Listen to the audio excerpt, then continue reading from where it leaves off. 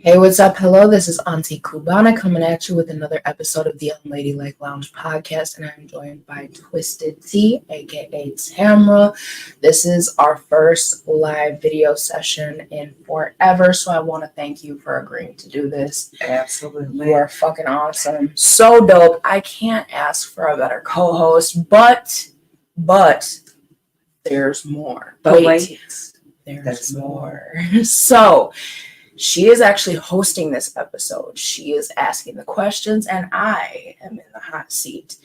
And let me tell you, it is hot. It is hot. I am feeling it. I'm going to take my little drink now because y'all already know I get the coughs, the hiccups, the burps, all the things, the bubble gut stuffs. All the things, girl. It's a hot mess.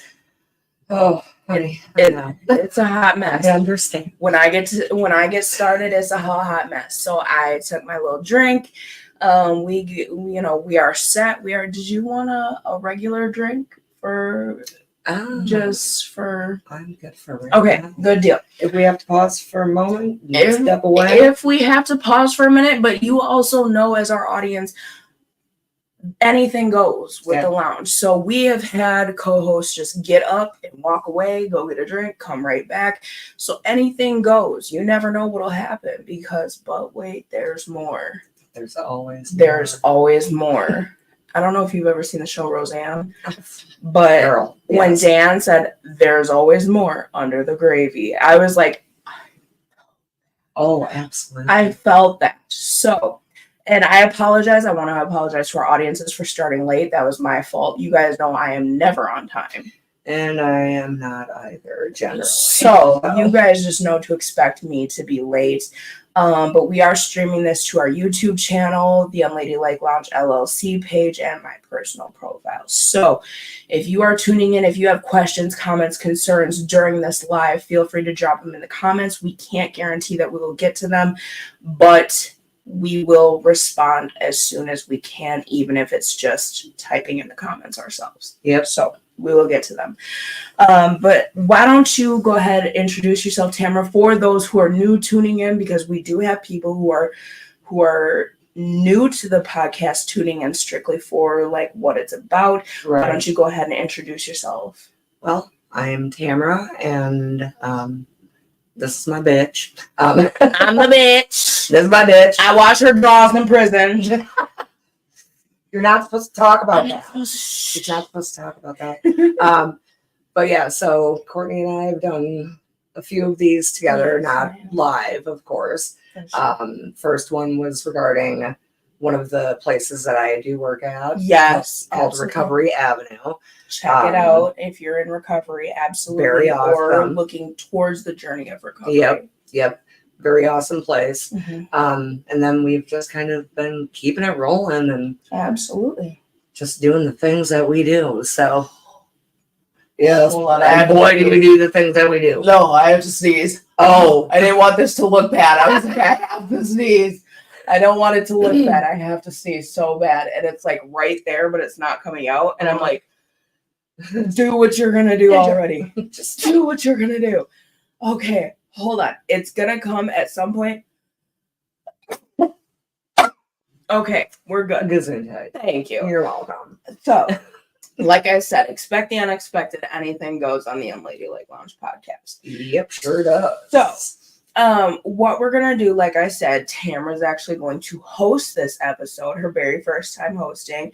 I am so excited. I'm so proud of her for taking on that role.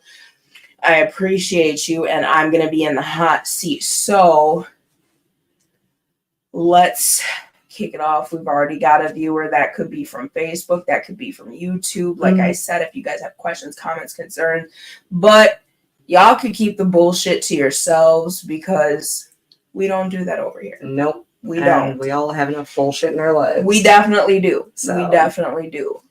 So why don't you go ahead and kick it off whenever you're ready, and we will get started. I'm not gonna lie. All good, dear.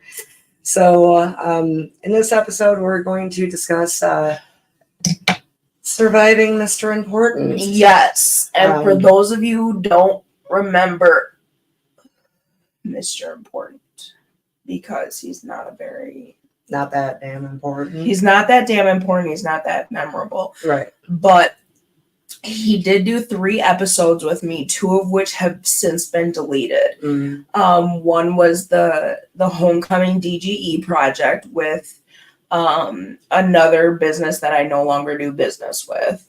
But we deleted that one, and we deleted the Tailor Made with, we won't say his name because we're not going to open any doors for anybody to sue us. Nope.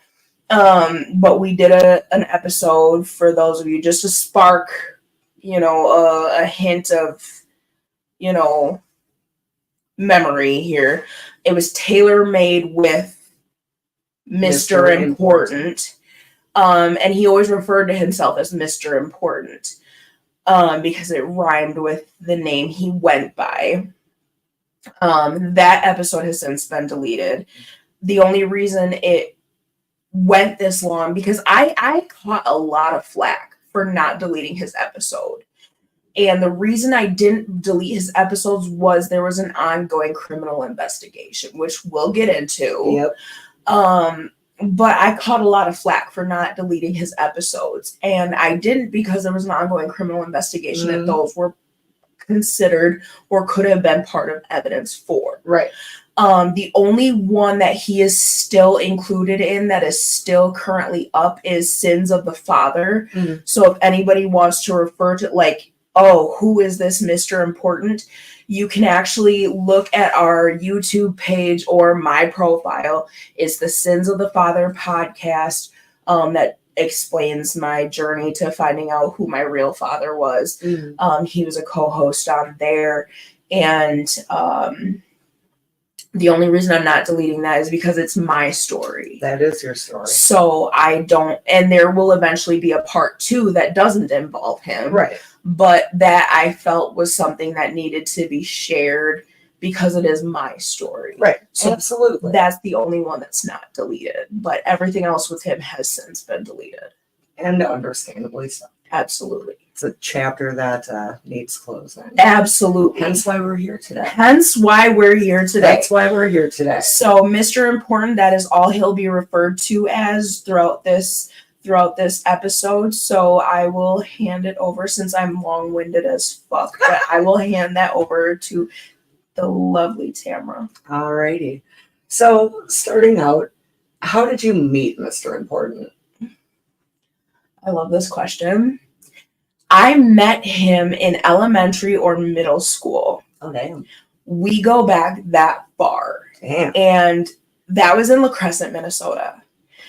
The reason I love this question is because he will tell people he's a blood from Compton. Oh my God. Okay. He is also told my job as a podcaster, as an influencer, and people don't take me seriously because I'm, La Crosse, Wisconsin. That don't mean shit. It doesn't. It's all about who you know. It's the networks, the connections that you have. Right. And I know people from every corner of the world. Right. Because of this podcast. Yep. And I knew a particular person, won't say names because, again, I respect people's privacy. But I knew this particular person from Mississippi. Okay.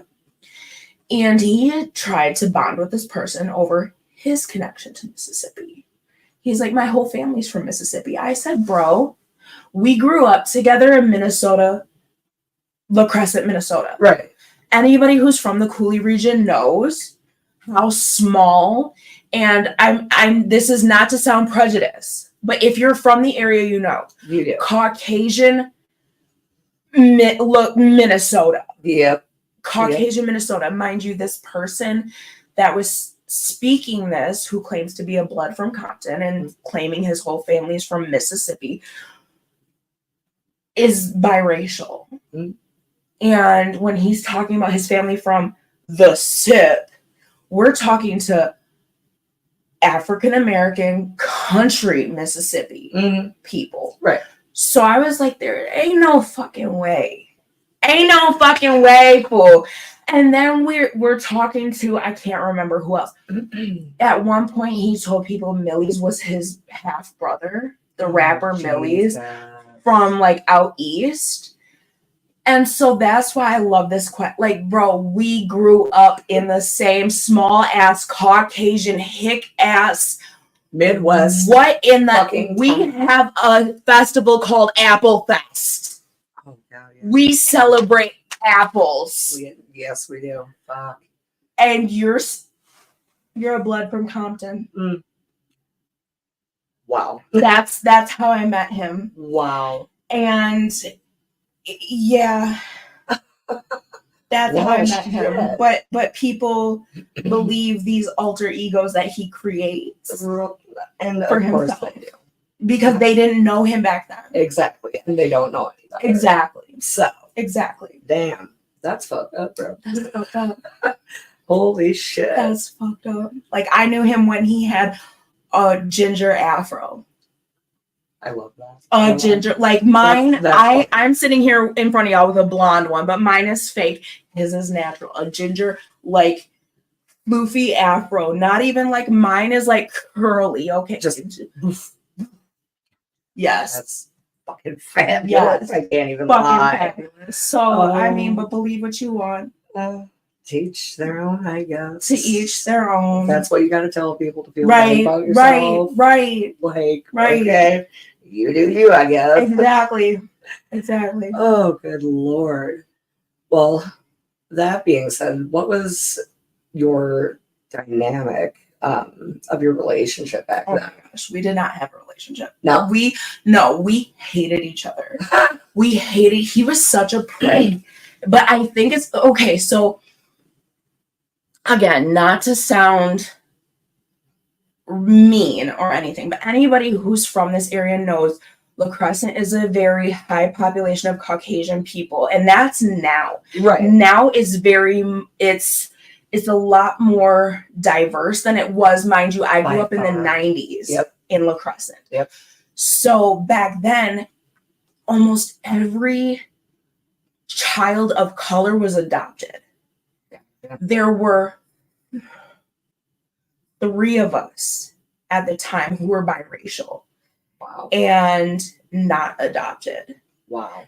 And I was already an outcast because my father that I knew of at the time, right. This is before Sins of the Father, obviously, right. like 30 years, was not only a person of color, but he was a Cuban immigrant. Mm-hmm. So there's another strike. Right. He was in prison. There's another strike. Yep. You know, we had our door kicked in by SWAT. There's another strike. In little old La Crescent, everybody knows everybody's business. Yeah, ain't that the fucking You know, the other biracial kid was my cousin. He was well known. Right. And then Mr. Important. Right. And Mr. Important, I don't know how to put this nicely, but I'm not trying to put it in a mean sense. Just put it how you need to put it, dude. He was not important at all. Yeah. He was not important at all. Right. He was very much, he was into athletics. Mm-hmm. He was good, but not to the extent of, you know, in our small town was one of those, if you had the right name, that superseded if you had any talent. Yep. So I know how that goes. So it didn't necessarily matter if he was talented. And he always hyped up his talent for everybody because nobody knew him outside of, you know, and he was talented, but he didn't have the right name and he didn't have the right genetics. Yep. So it was, the odds were stacked against him. Right. And I remember one time I was outside walking by the football field with a friend. And I, believe it or not, I was athletic. Like I was talented at certain things, but I knew I would get made fun of if I tried. Right. So I never applied myself. Right. I would not like try to run. Right. I could pitch. I could hit a ball with a baseball bat. Like I could do all the things. Right. But I would never actively try because I knew I would get made fun of. Right. So I was talking to my friend about, yeah, I can shot put like however many yards. Right. And he was in track and field. Mhm. And he looked up at me and he said, I'd like to see you try. And then he started mumbling, fat bitch. And I was like, Ooh. so because I'm fat, I can't be skilled at something. And so I Fuck never that. liked him after that I don't fucking blame you. at all. So there was no kind of There was relationship prior nothing. We of any kind. hated each other. Oh my goodness. Yeah. That is. He was very cocky, but I think it was more him taking out the fact that he might have not been the most Right. type. Gotcha. Yep. That makes sense. Yeah. Like, yeah. Damn, dude. That's Yeah. Wow. So when would you say that changed? Like, when did that change for? I remember, like, I was never super connected with people in lacrosse. Mm-hmm. The people that I was connected to was a much different crowd than he ran in. Right. So I ran across him on social media later, way after high school. Right. And it said he was doing music. And I was like, good for him. What? Good Right. for him. Like, Right. you know, looks like he found where he belongs. Right. And I listened to some of his stuff. A lot of people were quoting one of his songs, and one of the lines went really hard. Right. So I was like, damn, okay. Like, so I was like, fuck it, I'll follow him. He sent me a friend request. Oh, wow. Okay. All right, cool. No big deal. Right. Didn't think anything of it. And we never talked. It wasn't like we were, oh, hey, you know, whatever. Have you been? It's been forever. Right. Nothing like Right. that. It was just like, hey, I'll support Right. your music type shit. Right. We would react to each other's shit every once in a while. That was it. Right. And then, like, years passed. He had a kid. Mm. And I happened to kind of know the mother of his child Mm. through a past life of mine. Right. Had nothing to do with him. Right.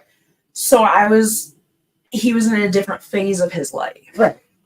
And I would congratulate him, you know, happy birthdays, you know, all the best to you and your family. Right. Because it appeared he wasn't doing music anymore. So I was like, Okay. good for you. Right. Then that dynamic shifted. It was no longer just like supporting the music. It was like, hey, proud of you on the new phase of your life, Right. type shit. Trying to uplift him. Right. Because in that's ways, and that's who I am, what I do. Yeah. Yep. And then I stopped talking to him when he got in some legal trouble. Mm. Because I was like, Like, nah, I don't know. right, about that. right, Fair. right. Totally fair. That's because I've had a promise to my mom and my grandma since I was locked up. Like, I've been arrested several times. Right. I've been locked up, like, sat time once. Right. And I made a promise to my mom and my grandma that never happened again. That would never happen again. Yeah. For any fucking reason. Yep. And I have been going strong since. It's been 18 girl. years. So Fuck yeah, girl. 18 fucking Proud of years. you. Thank you. So job. I try to distance myself from people who are Potentially going to lead you down a wrong path. exactly. Yeah. Exactly. Absolutely. So I never deleted him, but like I Distanced yourself distanced a little bit. Yeah. Yes. And that makes total sense. Yep. You gotta ultimately look out for you Absolutely. and what's best for you and the promises that you made to your Absolutely. family. So Yep. fucking rock on, dude. For sure. Proud of you for that. Thank you. So I guess with that, how did you guys end up reconnecting? How'd that happen? So I had these two, I considered them friends. Mm.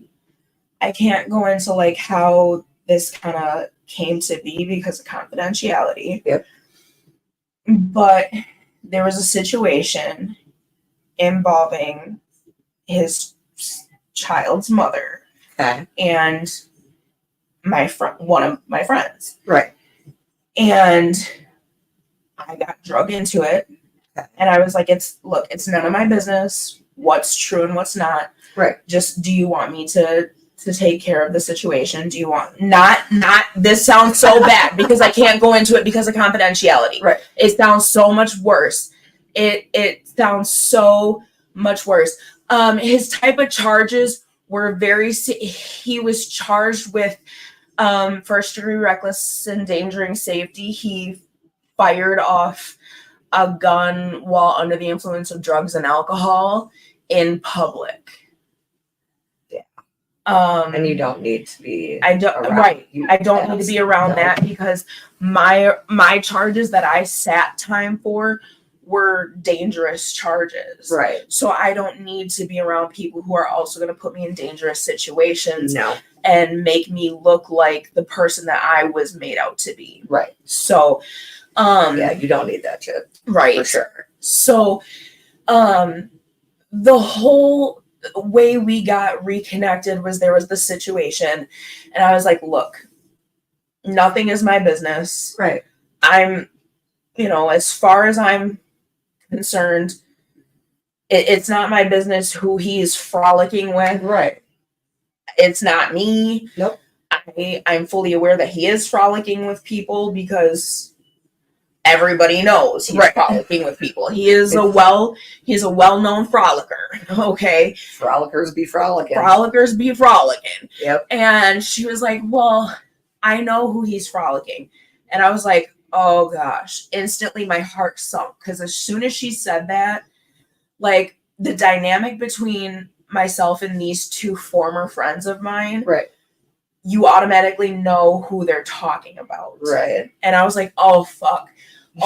Now I feel obligated. Right. Like, because I know he's frolicking. I know specific people he's frolicking. Right.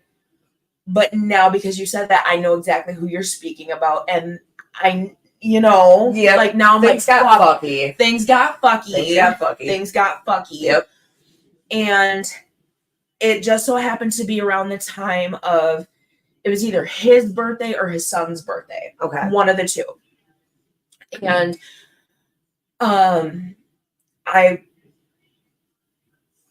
he seemed to be going in a better direction around this time. Mm. So it was back to just cordial, like, hey, happy birthday. Or hey, happy birthday to your son.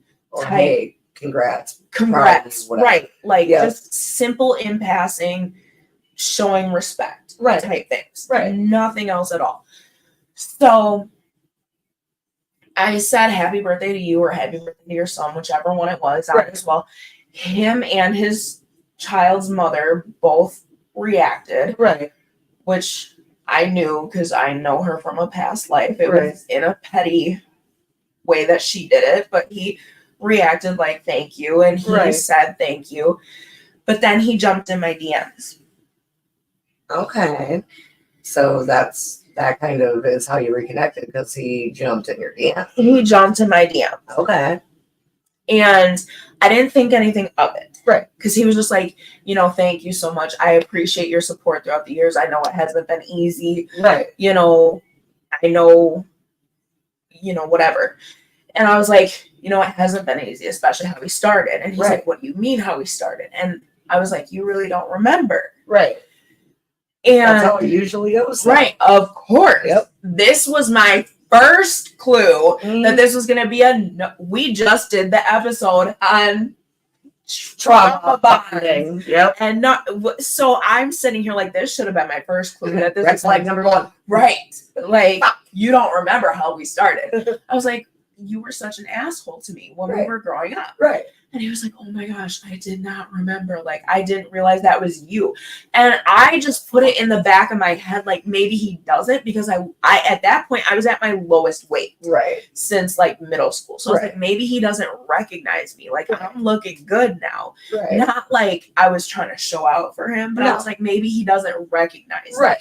I guess that's fair. Right. So that's how I rationalize it. Right. Yep. And so I was like, okay, whatever. I forgive him. And then he's like, hey, do you want to kick it sometime? Right. And I was like, okay, like, Maybe, I guess. Maybe. Like, Could mayhaps happen. sure. So I guess, like, with all of that and him jumping in the DMs and hey, Right. hang out, all that jazz. Like, so were you attracted to him at all? Fuck no. Fuck no. Oh, I fucking love you. No. You're like, actually, No. as a matter of fucking fact. No. There was Oh. nothing, and that's not to be mean. Like, I don't mean it to be. It's not a mean, bitchy, petty. Right, it's not a fucking mean, bitchy, response, petty. I get ya. Like, he, just was not the kind if of. he Yeah. had been healthy at the time, Right. like, when I saw him, because, growing up, he was always kind of chunky. Okay. And even though he, like, ran, he played baseball, whatever, he always kind of had, like, a bigger frame. Okay. And husky. right. Okay. Just, and then when he did music, he was big. Okay. But then when I saw him, when he came and hung out, you could tell. You couldn't necessarily tell what, but you could tell that there was something going on. Right. And I'm not attracted to that because I've had exes who had substance, and this is not to hate on people with substance use issues at all. I've been there. Trust me, I know. Been there, done that. Been there, done Could that. write a couple books. Exactly. A trilogy at least. Right. But it was not attractive to me at all. Right. It looked like he could have been in the Thriller video. Ooh. Yeah. Okay, gotcha. Yeah. Yeah, so that's definitely indicative of something going on. Damn. Yeah. So when he did ask you to, like, hang out and all that jazz, did you plan to hook up? Absolutely not. No, I already had a feeling I knew the answer to that. No. I did not. I literally thought because the way he is very charming and not necessarily in a romantic way. I mean, he can be in a romantic way, which we'll cover later. But, like, he's very charming in a sense of, like, he can make you think, like, I really just want to talk and make it up to you and, like, apologize for the person that I used to be and show you that I'm not that person anymore. So persuade you into believing. Okay, gotcha. So I was like, okay, this is, I had no. He turned on the charm. Right. And people are like, you're not that dumb. Like, dude, you guys, I am. Like, but to be fair, we all are at times. Right. It's like this. Fucking guilty as fuck on that one. Never done that. And you guys have to remember, I had just been over 600 pounds and I had severe body dysmorphia. So I still saw, at this time, I was at my lowest weight since, like, middle school, elementary school. Right.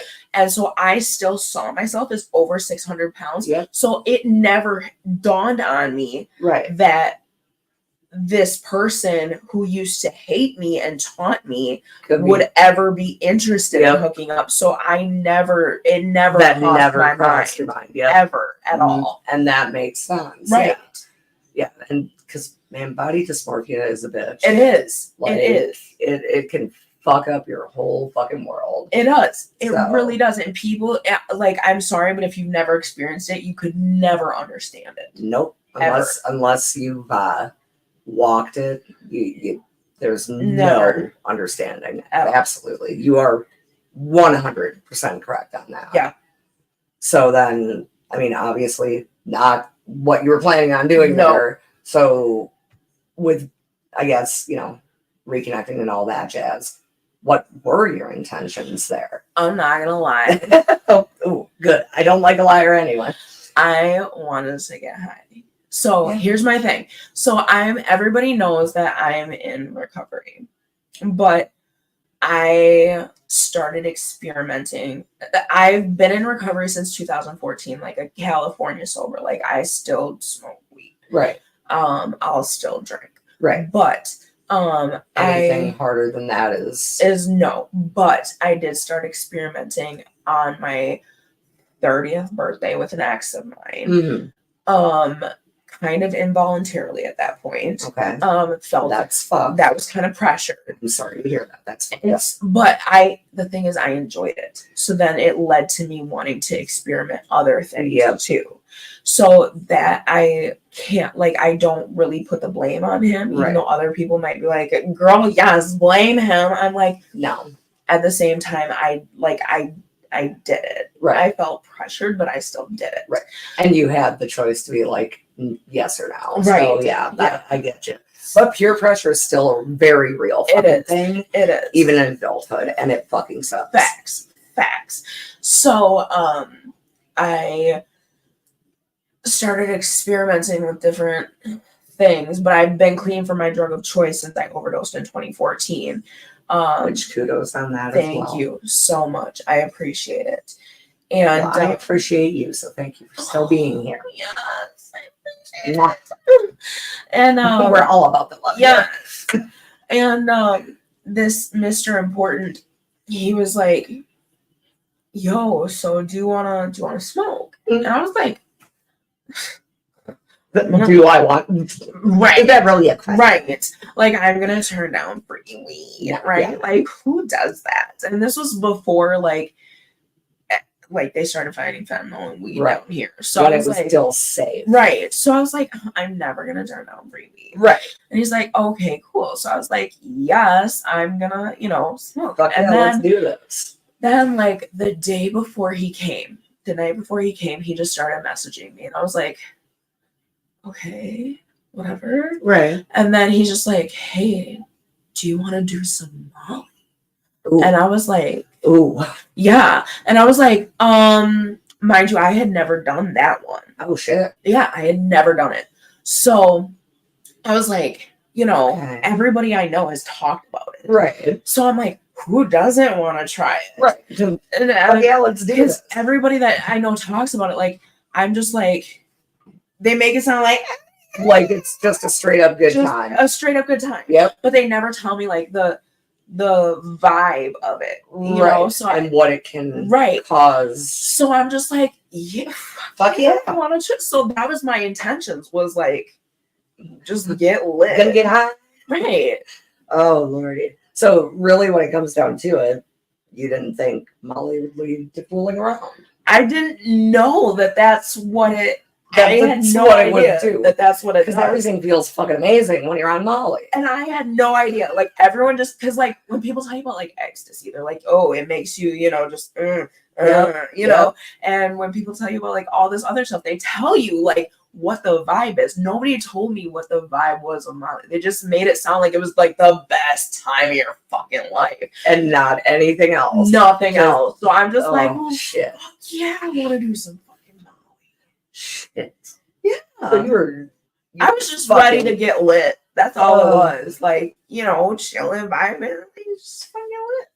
Oh, you poor girl. Yeah. You had no clue? I had no clue. I wasn't ready. Oh, bro. I wasn't ready. That sucks. That really does kind of fucking suck, dude. It does. So that. But wait, there's more. There's more. So, can you kind of like walk us through the day that you did hang out? Oh my gosh. So he comes over and he's like decked out in designer everything. I'm like, bro, you're in Holman, Wisconsin. Like, I'm pretty sure I was just like in some capris and a tank top, like just not even giving a fuck. Like, I didn't even do my makeup. Didn't try to be cute. Nothing. Did not try to be cute. There was nothing cute about it at all. Right. Not at all. Like, I am like, who the fuck are you? Right. Type. I'm here looking like a hood rat. Right. Ready to fucking get lit. Right. Like, what the fuck? Yep. Okay. And so he walks in and he's like, so. Like, he's got his gold grill in. Oh, fuck. I know. And I'm like... Red flag number 2. Red flag number 2. Number 2. Well, I think Molly might have been number 2. I mean, technically. He would have known and I didn't. So, I think Okay, that would so have been number 2. This is red flag three. number 3. Yep. Yep. You're right. And, 1, 2, 3 red flags. Oh. So, he comes in. He's got his gold grilling. He's got like his like designer outfit. I'm just like, okay, What's up, dude? like I thought we were just gonna smoke and do some Molly. Right. And, like you're over here trying to look Oh. GQ. Well, okay. And Oh my god. So we are just chilling, vibing, whatever. We're talking, and he's like, "So you want to go smoke?" I was like, "You never asked." Right. Like, fuck yeah, let's go. Yeah. So we go in the Smoke guest something. bedroom because the layout of my house, like at the time, you walk in, there's the living room, the guest bedroom, then my bedroom. So the best way for like neighbors to not know you're smoking is to be in the guest bedroom. Makes sense. So there's no neighbors on either side. Makes sense. So that's why we just went in there to smoke, sit down, whatever. Right. I stood. He sat on the bed. Right. Because I was like, I'm not gonna be weird. Like, let's sit on the bed together. Right. Like that's no.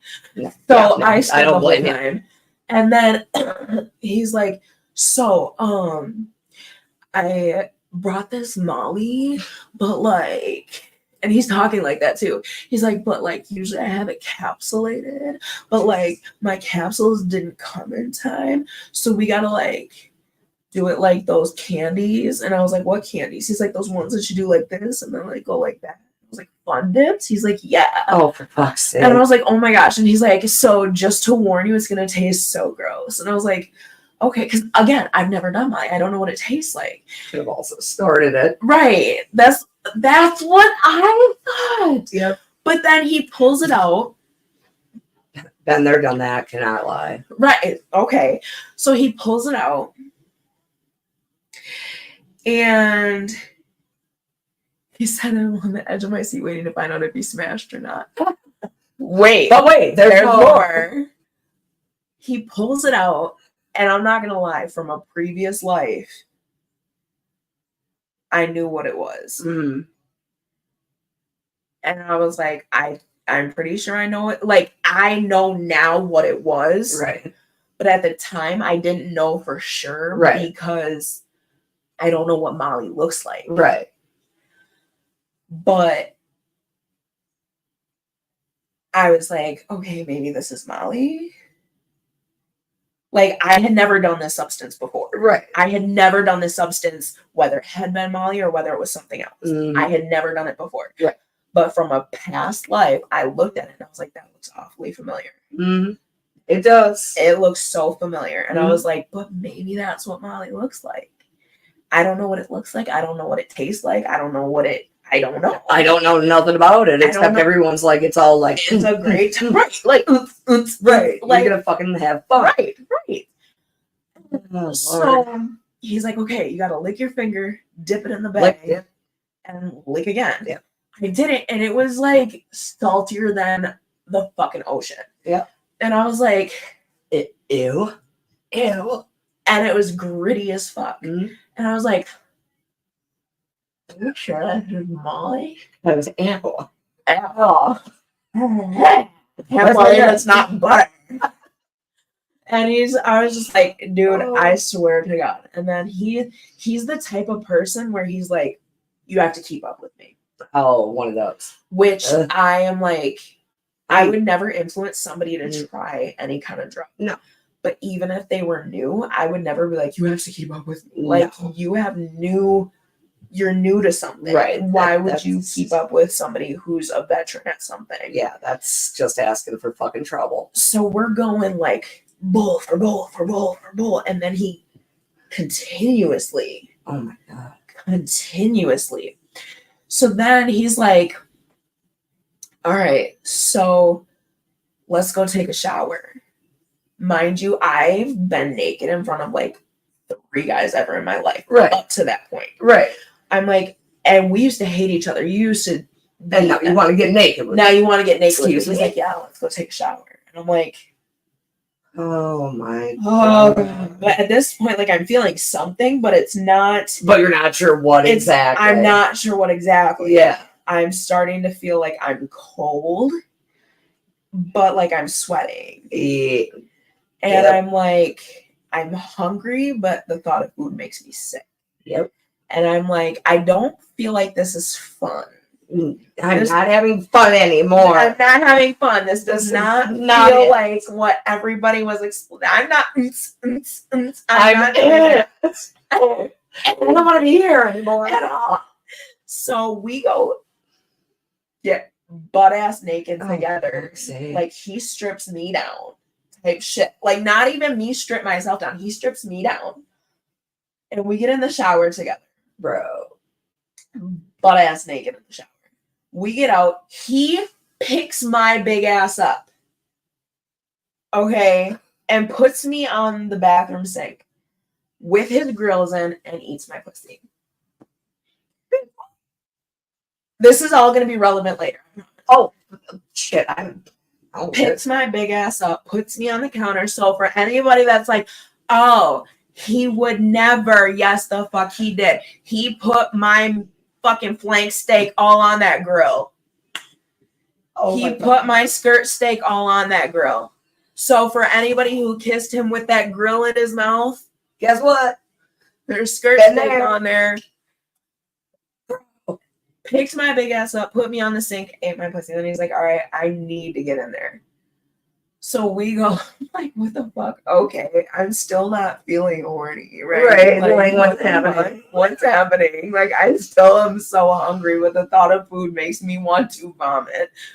I'm laying in bed like this. He's still going to town, just a fucking munch and a half.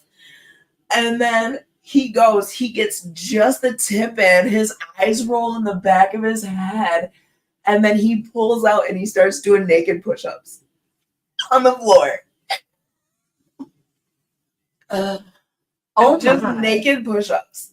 Just fucking going to town. Then all of a sudden he gets up, he's like, yeah, I gotta go. What the fuck just happened? What?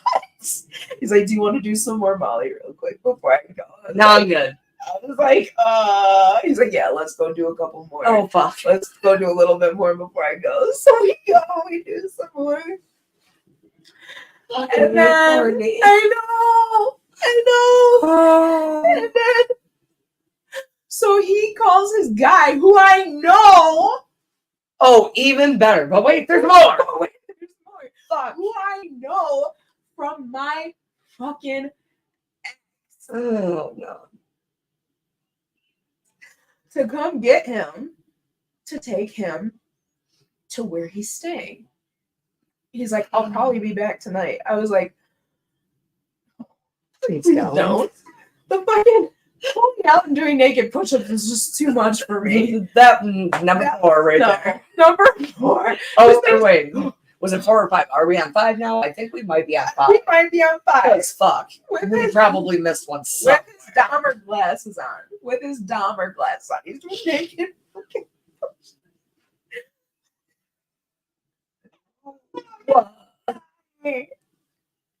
So his homeboy comes and picks him up. Then he goes on Snapchat, and I'm pretty sure I recognize the house in the back that he's in. And I'm like, is that homegirl's house? Are you living with homegirl? The one from the original Friends? No, fuck. Oh. Number 6. So then. Or 7. Not sure where we're at. Or 72. So then I'm sitting here panicking, like, oh my gosh, like you literally, I just was on top of you, butt ass naked, giving you a massage, a chest massage. And I was like, I swear to God, if you're fucking with her, you need to let me know, because like I consider her a friend. And he's like, no, I haven't been for almost a year, or like something like that. He's like, I haven't been. He's like, she and I have been done. And I was like, okay. And I was just like, okay, fine. Like, you guys are done. That's cool. But then on Snapchat, and I feel like I recognize her house from her and her friend, our friends. And I'm like, oh my gosh. So then, but wait, there's more. There's always more. There's always more of the gravy. So then, right? So then, because I clearly didn't get my rocks off. Clearly. One pump chump. Right. Just the tip. Besides the push-up. One pit. Not even pump. It's a one pit. So I get my skank on, and I message this other dude that like I actually wanted to fuck. As you should have. Because I didn't even want to fuck Mr. Important. No. I didn't. That was never the plan. So I messaged this other dude that I actually wanted to fuck. Like he and I had like an ongoing like sneaky link situation. Like, right. I'm gonna do me. Right. So I didn't want to do me. I wanted him to do me. No. Fuck. So I messaged him and I was like, hey, come over. Like I messaged him before Mr. Important left, so he would be there right as he was leaving. Because you were that dissatisfied. So he was on his way. He knocked, and I was like, I don't feel right. And he's like, can't imagine why. Right. And then the next thing I remember, like I opened the door, let him in. The next thing I remember is waking up in the emergency room with them handing me discharge papers. Fuck, bro. And I was barely awake. And I couldn't understand why I don't remember getting there. I don't remember anything other than letting my sneaky link in the house. Damn, dude. And they're like, no, you don't remember? And I was like, what do you mean? They're like, I was like, I don't even remember coming here. They're like, your friend called 911 because you had a seizure. I was like, what are you talking about? And they're like, yeah, your friend called 911 because you were foaming at the mouth and you were convulsing and he was really scared. So I quit. They're like, your ride is almost here to take you home. So I got a hold of my sneaky link. I was like, what the fuck happened? He's right. Like, you let me in the house and we were going to smoke and fool around. And we sat on the couch and I was like, you don't look okay. And your head flew back, your eyes rolled in the back of your head, and you started foaming at the mouth and going into seizures. Bro, you fucking OD. Yeah. He's like, I hid my weed. I called 911. I stayed till they got there. And as soon as y'all left, I locked your door and I left. And yeah. Damn. Yeah. And dude left me like that. Mr. Important left me like that. I need to deal with this right now. You Holy fuck, bro. Yeah. So because he was walking out because the way the hallway was set up, like you can come out in. Yep, like my door is here and then there's a door coming out this way and a door going out that way. So Mr. Important was going out that way as my sneaky link was coming in this way. That was a fucking smooth transition. It was so by smooth. The way. So fucking smooth. Love that. But I'm so thankful that I was such a whore bag because fuck yeah, I would have just been. You would have been fucked. So fucked. Fucking fucked. So that's why I'm big. Thank you, fucking sneaky link. Right. Whoever the fuck you are. Right. I am like forever grateful, and that's why like when people slut shame and everything, I get so pissed because I'm like, dude, being a slut saved my life. Horse for life. Horse for life. Fuck yeah. Yes. All right, real quick. Fucking A.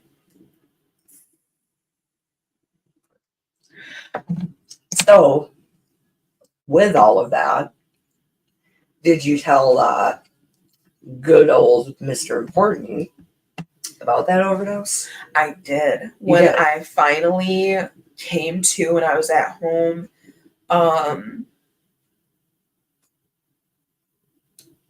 I think I waited a few days because I didn't want to look like that pathetic, like, I'm on your dick. I really like. Oh, yeah. You don't want to give that impression. I get you. Right. Yeah. And then he kept watching all my Snap stories. Right. So then I was like, hey, he told me he lived in the cities. Yeah. 7 or 8. Right. I don't know which red flag we're at. he told me he lived in the city, so I ended up watching one of his stories, and it was on the road down here. So I was like, huh, okay. And I was like, yeah, just to let you know, I think you have a bad batch of Molly. He's like, what do you mean? I was like, I OD'd. He's like, you can't OD off of it. Okay. And I was like, oh, okay. And I was like, I told him what happened. He's like, oh my gosh, I'm so sorry. He's like, I don't think I can ever do anything with you again because that just means your tolerance is really low. Because that's a bad thing. Right. I was like, I was new to it. So, like, and you had me keeping up with you, and you're like a veteran of this shit. Mm-hmm. But okay, like, I'm not worried about doing anything with you ever again. Right. If, like, you're going to have me trying to keep up with you, or if you do have a bad batch, like, either way, I just fucking overdose. Right. And that's not fucking cool. Right. Like, oh my fucking God. He really tried to shift the blame to me. Which does not surprise me from everything that you've said so far. Facts. Fuck, man. So obviously you guys kept in touch, because I can talk. It's been a long ass motherfucking day, y'all. So you kept in touch. What was the dynamic after that whole ordeal? He definitely wanted to pursue something because he was messaging me like, hey, so I was getting my dick sucked by this fine ass Dominican bitch last night or just tonight, and all I could think of was you. And I was like, why? What? Why, Mr. P? Right, why? Not one pump, one P. Right, just the tip. Like, what the fuck? And again, he told me he lived up in the cities, and I was like, the fuck? Right. Just so I didn't put anything together that until I was seeing his snaps, and then he was like, oh, well, I just bought a house down here from my guy that I used to do music with, and blah, blah, blah, blah, blah. Some more bullshit. Right. Some more bullshit. And he's like, you can come over, you can come hang out sometime, some morning, whatever. The excuses. Red flag number 86. We're just 84 years. And for all of you that don't know that reference, become more cultured, please. You uncultured swine. I'm kidding. I'm not judging nobody, but for real. Side eye. Like, just love it. So you told him about that and kept in touch. So when did you end up seeing him again? And like, what was the extent of your friendship and or relationship at that point? I just want to point out there was never a relationship. She don't do relationships. I don't do. Even when I do, it would never be with him. Fair. Ever. But like people love to say, especially him, he loves to try to say that I wanted a relationship with him, or that I can attest to the fact that that would have been a fucking lie, because she don't fucking do relationships. And he will literally try to be like, we were never in a relationship. I'm like I have the receipts where I am like, I never wanted a relationship with you. And I have the receipts where he is like, I think we need to be together. I think we're in love with each other. And we just need to stop denying it, and we need to try to make it work. And I'm like, sir, what? Suck my dick. Suck my dick. No, please don't. You clearly can't even fucking get in past the tip. I don't want you sucking nothing. Right. Like, sir, no. Like, you can't ride this ride. You're not tall enough. You can't. No. Or man enough. No. It wasn't man enough for me. No, but for real. I saw him again shortly after he was sentenced for his violent case. Well, one of his most notorious violent case. Right. We'll say that. And the notorious Mr. Important. The notorious Mr. Important. And he don't put that evil on don't put that evil on me about not doing a relationship. Don't put that evil on me.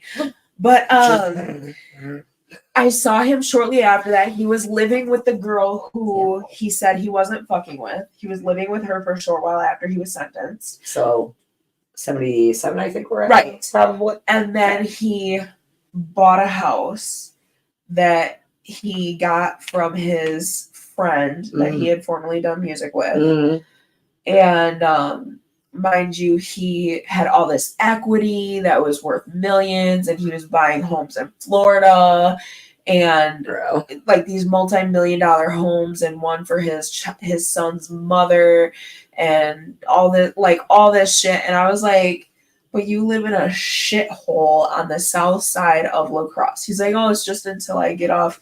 Well, this is just temporary. This is just till I get off the bracelet. Mind you, I don't judge. I don't judge people's houses. I don't want that to come off. I don't want that to come off as I judge people's houses. No. But I'm like, you are worth millions. But this is your house. This is the situation that you're in. Right. And like, choosing to stay in. Right. For why? You don't even have a bed in your room. You don't even have an actual futon. Like, you have a click-clack that you hang off of. Okay, now listen, Linda. I have a click-clack. Okay. That was my first couch. That was my click-clack. I loved my click-clack. But when you're over 6 feet, right, and then it just don't work, and you're worth millions, you should not have a click-clack. You should not have a click-clack. You should at least have a twin-size bed. Right. You should at least have a twin-size bed or an actual futon. Fuck's sake, even an air mattress would have been an air mattress. Like one of those nice ones with the built-in pillows. Right. Something. At least a regular air mattress with a pump. Right. Right. An auto. Right. Automatic. Something. Again, I'm not judging, but if you're worth millions, you can afford to get a voucher from Salvation Army for a twin-size bed. Am I wrong? No, not at all. So there was no relationship, but our dynamic, once we started seeing each other again, he would come up with excuses. Because mind you, I lived in Holman. He would come up with excuses to see me. I'm suicidal. My son's mother is drugging him. I'm going to jail tomorrow. Classic manipulation tactic. Yes. So I'm sitting here waking my mom up at all hours of the night to get Uber money because every cent that I had was going back into the business. Right. I'm filing domain fees. I'm filing LLC fees. I'm starting everything from scratch. Right. So I'm waking my mom up at all hours of the night like, dude, Taylor needs me. He sounds bad. It's so bad. I need money for Ubers. I am paying like $30 twice a week. Both way or one way, right? Uber ain't cheap. It's not cheap at all. That's why I was like, no Ubering, right, ma'am. Shut the fuck up. I will not. But that was from Holman to Southside La Crosse. That wasn't from here to downtown. Doesn't matter. Shut your face. Fuck yeah. So we are almost triple digit red flags. I think we're actually past that. Probably. So I'm literally doing all this Ubering, and then I get there, and he literally just, like, have you ever been in a position where you almost feel trapped, and you have to, like, yes, you have to do things, otherwise you're fucked.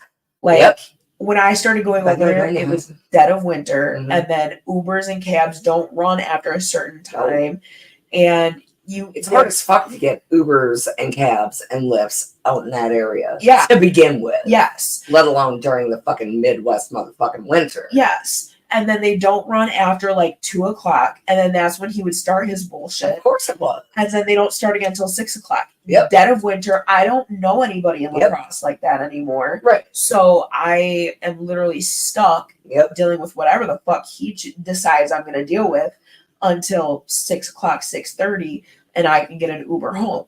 His idea is, I'm going to suck his dick. And then he's like, hey, you want to do cocaine? And I'm not going to lie. I had tried it before. And I'm not going to lie. I had liked it because I have ADHD. And it, for those of you that don't know, cocaine is like, well, obviously the extremely illegal version. Illegal. I will not recommend it to anybody. Absolutely not. Never, ever. And I am clean now, so I just want to put that out there that I am clean. I am sober from it, and I don't suggest it to anybody. Same. Have been for, I don't even know how long, but the same. Proud as fuck of you. Fuck yeah. Proud as Thank fuck of you. Yes. Thank you. But continue, please. So he's like, hey, you want to do some blow? And I'm like, hey, I guess if you insist. He's like, so we're gonna do it how they do it out in California. And I was like, because you've really actually ever been there, sir? No. Right. Like, I was like, how the fuck do they do it in California? Like, right. You just put it up your fucking nose. The fuck? Like, how else do you do cocaine? Well, I mean, and then he's like, yeah, continue. It's like, we're gonna smoke it. And I was Did like, you do tenors? No. What'd you end up doing? He brought out a fucking bub. This motherfucker brought out meth. Okay, so fucking red flag number 735. Right. The fuck? Right. This motherfucker brought out meth. Yeah. And he's like, yeah, we gotta be blowing dragons. You gotta fucking do big boy clouds like me. I was like, you want So here we go again. Basically. Right. And yes, cocaine is a hell of a drug. It is. Like, it is. It really is. If that is actually what you would have been doing. Right. Exactly. And again, like, my reason for that particular drug of choice was my ADHD. So it didn't give me, the typical person gets like, it's not right. Like, I didn't get the Wolf of Wall Street effect where they're just living their best life. Like, it leveled me out. Yep. But for the record, I want people to understand I am now being treated for my ADHD. So finally, and thank God for that. Exactly. So that's a big like, I am being treated. Which is life changing. It really is. And I think that's a big part of why people chase street drugs, is because they are not being properly medicated for underlying conditions. Oh yeah. Absolutely. So I'm a huge advocate for being treated for underlying conditions so that we aren't chasing those street highs. ADHD and autism. Yes. When we were growing up was stereotypically a boy's diagnosis. Yes, absolutely. So we had to learn to mask in order to get by in life. Absolutely. Thank fuck that there are doctors out there that will listen and actually prescribe you what you do need. Absolutely. Like, I feel they're few and far between. They are. But they are out there. Absolutely. And fucking get a second opinion if you need Always. to. Always. Do that. So did that become like an every time thing then? Yeah. Like every single time he's reaching out and everything? Every single time. There was even a time he had me come over. He said he was suicidal. He was drinking. And anybody who knows him knows he doesn't handle his liquor well. He gets emotional. Yeah. Oh, same. Fucking same. Will not lie on that. Right. And so I took that very seriously when he said he was suicidal. I got there, his son was there. Oh, fuck. And that doesn't help you. At all. And so, mind you, he had roommates at this house. But he bought this house. I knew it was rented. I very well knew it was rented. 789. Right. Whatever. So he had one bedroom. There was 2 other bedrooms. And his son was sleeping in his bedroom. Mm-hmm. And there was a point he had to take his son to the bathroom. So I had to hide outside on the porch. Yeah. But then when his son went back into the room, he brings out the bub and more liquor and wants his dick sucked. I was like, that's the one time that I was like, I can't, your son's in the other room. Like, good on you for that. Yeah. I was like, good looking out for his kid. Right. I was like, you're smoking meth with your son in the other fucking room. I cannot. I 100% understand addiction. Right. I, however, cannot understand putting your child in that position. Absolutely. To be taken the fuck away because of you know what I Absolutely. like. And I'm not in any way judging either. Like, there is absolutely no judgment because much like fucking everything else, addiction isn't linear, recovery is not linear. Right. Whatever. But that fucking, like, that kills me, dude. It does. It does, especially because anybody who does know him, like, people are obviously gonna know who this is about. But he definitely preaches his son is his world, his son is his everything. And I'm like, I've been there and watched you smoke meth with your son on the other side of the wall. Like, his head was on the other side of that wall. And if that child is your world, then you wouldn't be doing that. Yeah, you wouldn't be subjecting him to the things you've subjected him to. That's fucked, bro. Yeah. So is that when the sexual relationship really started? Yes. Okay. Well, no, actually, we weren't. Aside from the right, we weren't fucking at that time. We were only. It was just like I would suck his dick. That was just it. We did not have like, so it was. I think February 2021. Okay. Or when I overdosed. Okay. And then we never had sex until March of 2022. Okay, so there was a fast forward. Yeah, fast forward. We never. Oh wait, there's more. We never. Besides to be continued. Besides we never had sex until March of 2022. Okay. And it was like middle of March, and he was starting to come to my house in Holman, where we originally reconnected. Right. Because he was like, I need help. I'm done. I need to get clean. I need to get sober for my son, for probation. Like, I need to get better. Which, kudos to him for that. Right. And that was the true intention. Right. And I was very much like, I always want to help anybody who wants to better themselves or their situation. So I was like, ain't that the fucking truth? Right. I'm like, you can come stay here for a couple days, because obviously, like, in pretty much any rental agreement, you can't stay for longer than a year. Right. So like, you can stay here for a few days. We'll get you over the hard part. Oh, my bad. No, I don't want to interrupt. No, you're fine. Like, man. So, I was like, yeah, we'll get you through the hard part, and you know, whatever. But then he would see his PO, and then he would leave. I was like, so I got you to your appointment, and then you go fuck off again. So you were a convenience. Right. Right.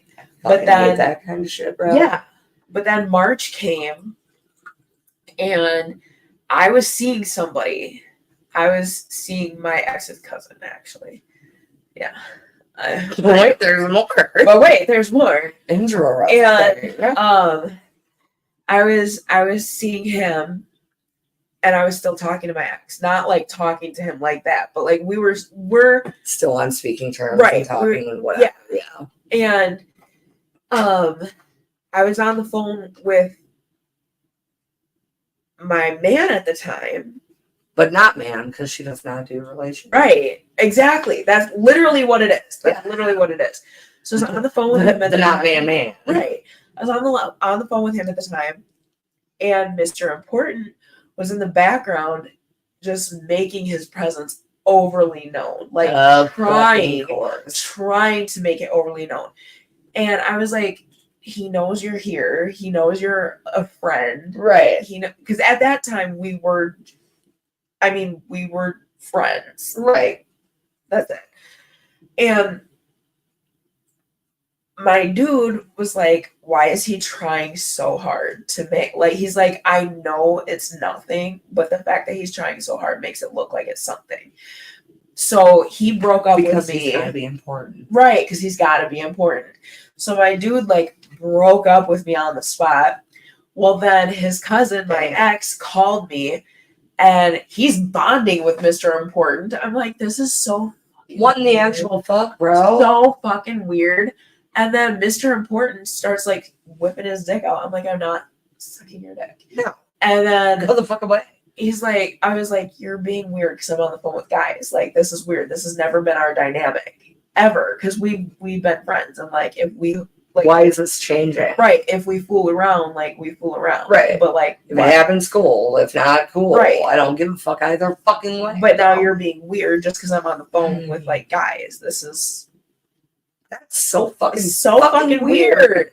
So then he's like, he keeps trying to like dry hump my ass. And I'm like, what the fuck? This is like shit dudes used to do to us when we were like 15. I was gonna say when we were teenagers and right. like type shit.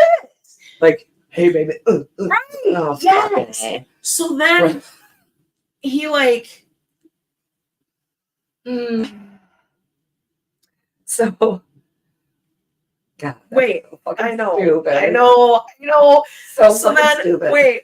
But wait, there's more. There's more. I'm trying to figure out how much to say during this one and what's coming next. Yeah, I knew that was what's happening. Let's fucking let me wait. So it's still one of this question. So we that night ended up banging it out 3 times. No, twice. We banged it out twice. You and Mr. P. So how it started was I was sleeping. We were, I know. So we were watching Suits. Love that fucking show. I do too. Amazing. But I hate the fact he's the one who put me onto it. Oh. But I do love that show. Oh, I'm in love with Mike. Dude. Harvey. Fucking love Harvey. I do too. But I just feel like we would butt heads all the fucking time. Yeah, you probably would. Absolutely. And I mean, honestly, likewise. Same. But that's kind of a turn on.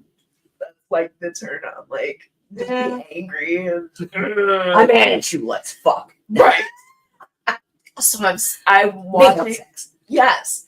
Anymore. So we ended up cooking.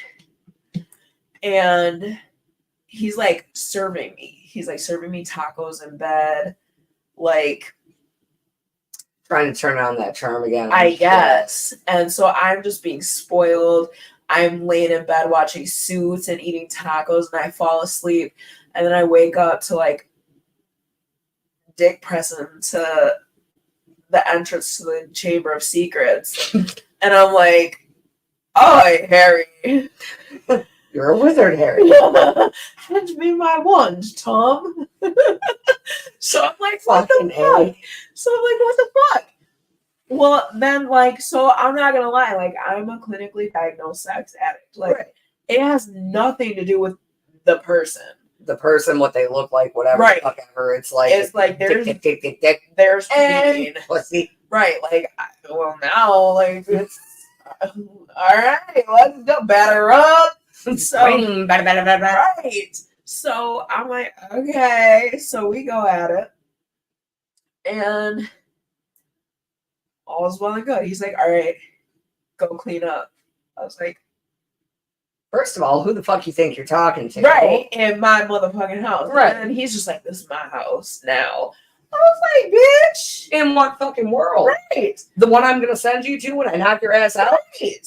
Fuck you. So then I go falling asleep again, and he just starts going at it again. And then he's just like, come with that pussy. And I was like, pardon?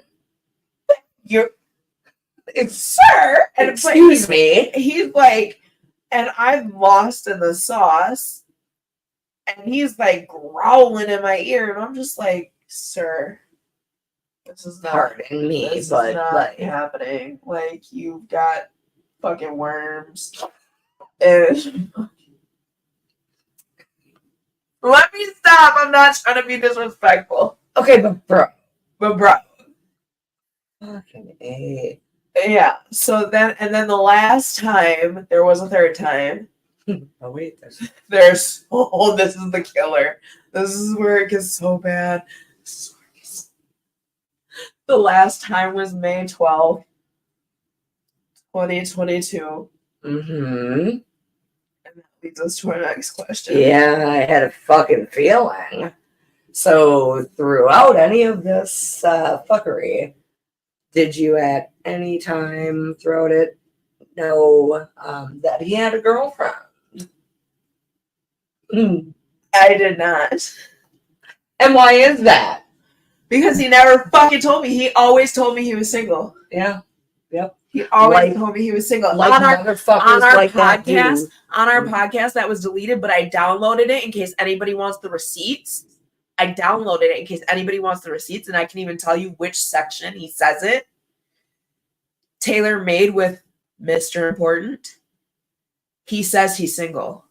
And in response to the question that just popped up here, borderline, yeah. Yes. Absolutely. 100%. Because I was, the first 2 times that it happened, I was asleep when it started. Yep. And unless you're actually in a relationship where you have boundaries set and all that kind of jazz and safe words in place, whatever. And consented ahead of time, like, hey, if I'm asleep, you can still like it wide open. Like if you're feeling some sort of way while I'm sleeping, fucking let's fucking go, and I'll just fucking get in the groove, whatever the fuck. Unless that is the fucking case, I would say not borderline. That I mean, it straight up is. Yeah. When it comes down to brass tacks. Yeah. Like, well, okay, I have to kind of take that back, because if you woke up and you were like into it, but borderline, right, absolutely, right. Anyways, continue. I'm sorry. So yeah, I did not know, and even in our podcast episodes, he stated he was single. Of course. Like, I have it on camera, on video for anybody who might want the She's got the motherfucking receipts. I have screenshots, I have videos, I have all the receipts. Mm-hmm. He always stated he was single. Wow. So how did you actually end up finding out about his current girlfriend? So May 12th, 2022. Sorry, I just caught a glimpse. You're fine. I thought you were like, oh, she has hummus breath, because I was eating hummus right before this. Bitch. No, I'm so Pippi fucking Longstocking over here. I don't. But so May 12th, 2022, the last time we had intercourse. The last time you had relations with that person. Yes. Yes. Technically, I'll explain that. I had a feeling. May 12th, 2022, the last time we had sex. He said he had a friend from California. And they were staying with him at a friend's house. I told him I was going to, and I have receipts for this too. I told him I was going to come beat this friend's ass. Not the friend from California, but the friend he was staying with, because he kept telling me, she stole his phone, she stole his iPad, she stole his this. Talking all this shit. Right. Yep. Because this person was a meth addict. But I know she is. Though. Right. So I had every reason to believe, but I know he is too. Right. But so I had every reason to believe, okay, she did steal this stuff from him, because having done this drug thanks to him, I know what extent that someone who gets hooked will go to as far as lying and stealing. So I was like, okay, I'm gonna come beat her ass if you don't bring your ass to my house, because at least at my house I know you're clean, I know you're sober, I know you're safe. Like I lived all the way out in Galesville. Oh yeah.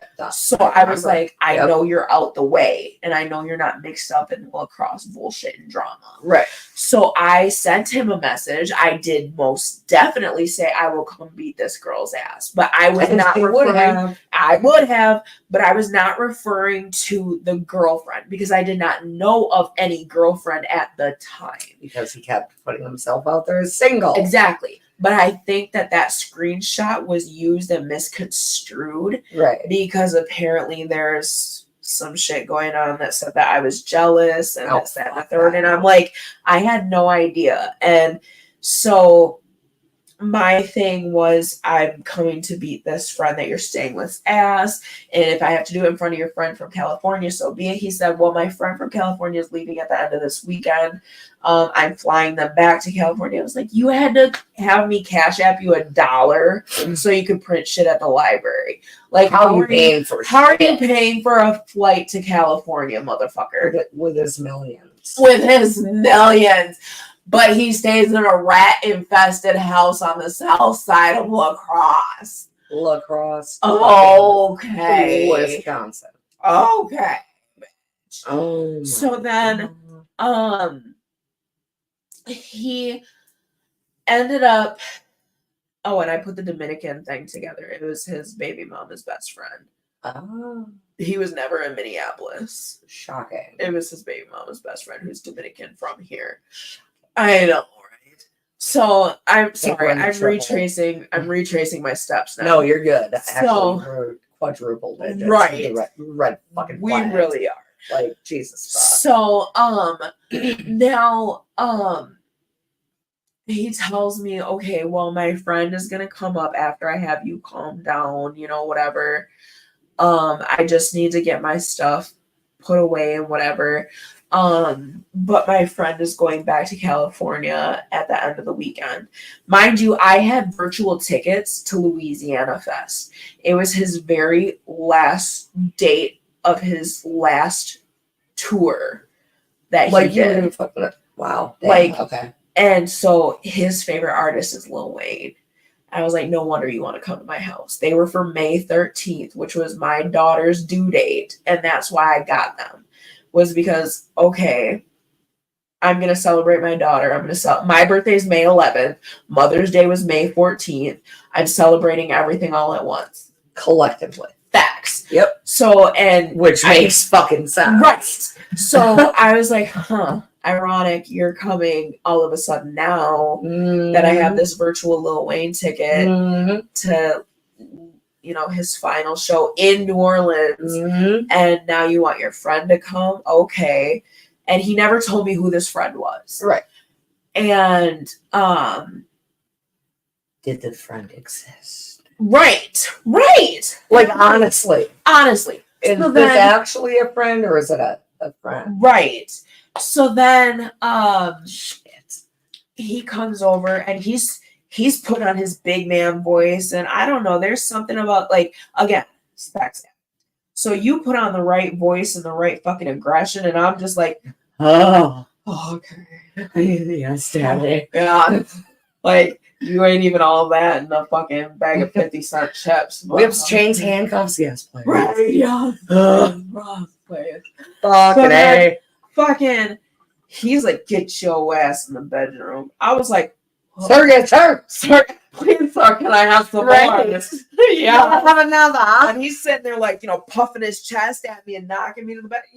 Girl, you know what I mean. I really fucking you do. know what the fuck I mean. I can understand because I'm like, meh. Fuck me. Yeah. I'm so bad. Yes. Like, yep. Exactly. Fuck. Exactly, precisely. I get it. So I'm. Yes. Okay. Sure. So I'm getting my ass to the bedroom. I'm, I got it, Captain. all the way to the bedroom. I'm taking everything off. Like, and he's stripping. And I'm not gonna lie. Like, ever since he, lost his meth weight, he's fucking got a big ass. You know what I'm saying? Because right. Yep. When you don't got your shit in fucking order, right? Like, things get fucky. Right. Things get fucky. So I'm like, okay, you actually have something, Mr. Right. So I'm like, okay, and I'm, throwing that ass in a circle, and so, okay, cool. And I'm like, we gotta hurry up and get this done because his homeboy's gonna be here soon. Right. Girl. But wait, there's more. Girl. He's like, all right, we gotta hurry up, be in this room, and I gotta take a shower because it smells like pussy in here. And I was like, And that fucking matters because right, that's my house. This can smell like my coochie juice all day long. Right, all day, every day. I will sit here and sling it all over the right. I will wash these walls with coochie juice. Right. I will squirt all over this house. Right. Which is he said, no, you gotta act like my cousin. Okay. For why? And in my own house. Right. Like, sir. He said, so when she gets here, I was like, she? So instantly I put 2 and 2 together. I was like, oh. Yeah. Oh, I gotta be your cousin. Your cousin. Your cousin. Oh. Kissing cousin? Oh. Ding, ding, ding, ding, oh. ding. So we So that's what we're doing here. So we're Milo and Mina. Fucking Milo. Fucking slap me cheek. Milo is one of her fur children and fucking hilarious. And fucking horny motherfucker. It's kind of fucking gross. So I was like, oh. And he's like, we have 20 minutes till she gets here. You're like, and got it. Okay. And I was like, I ain't being nobody's cousin in my motherfucking house. No, and I am not.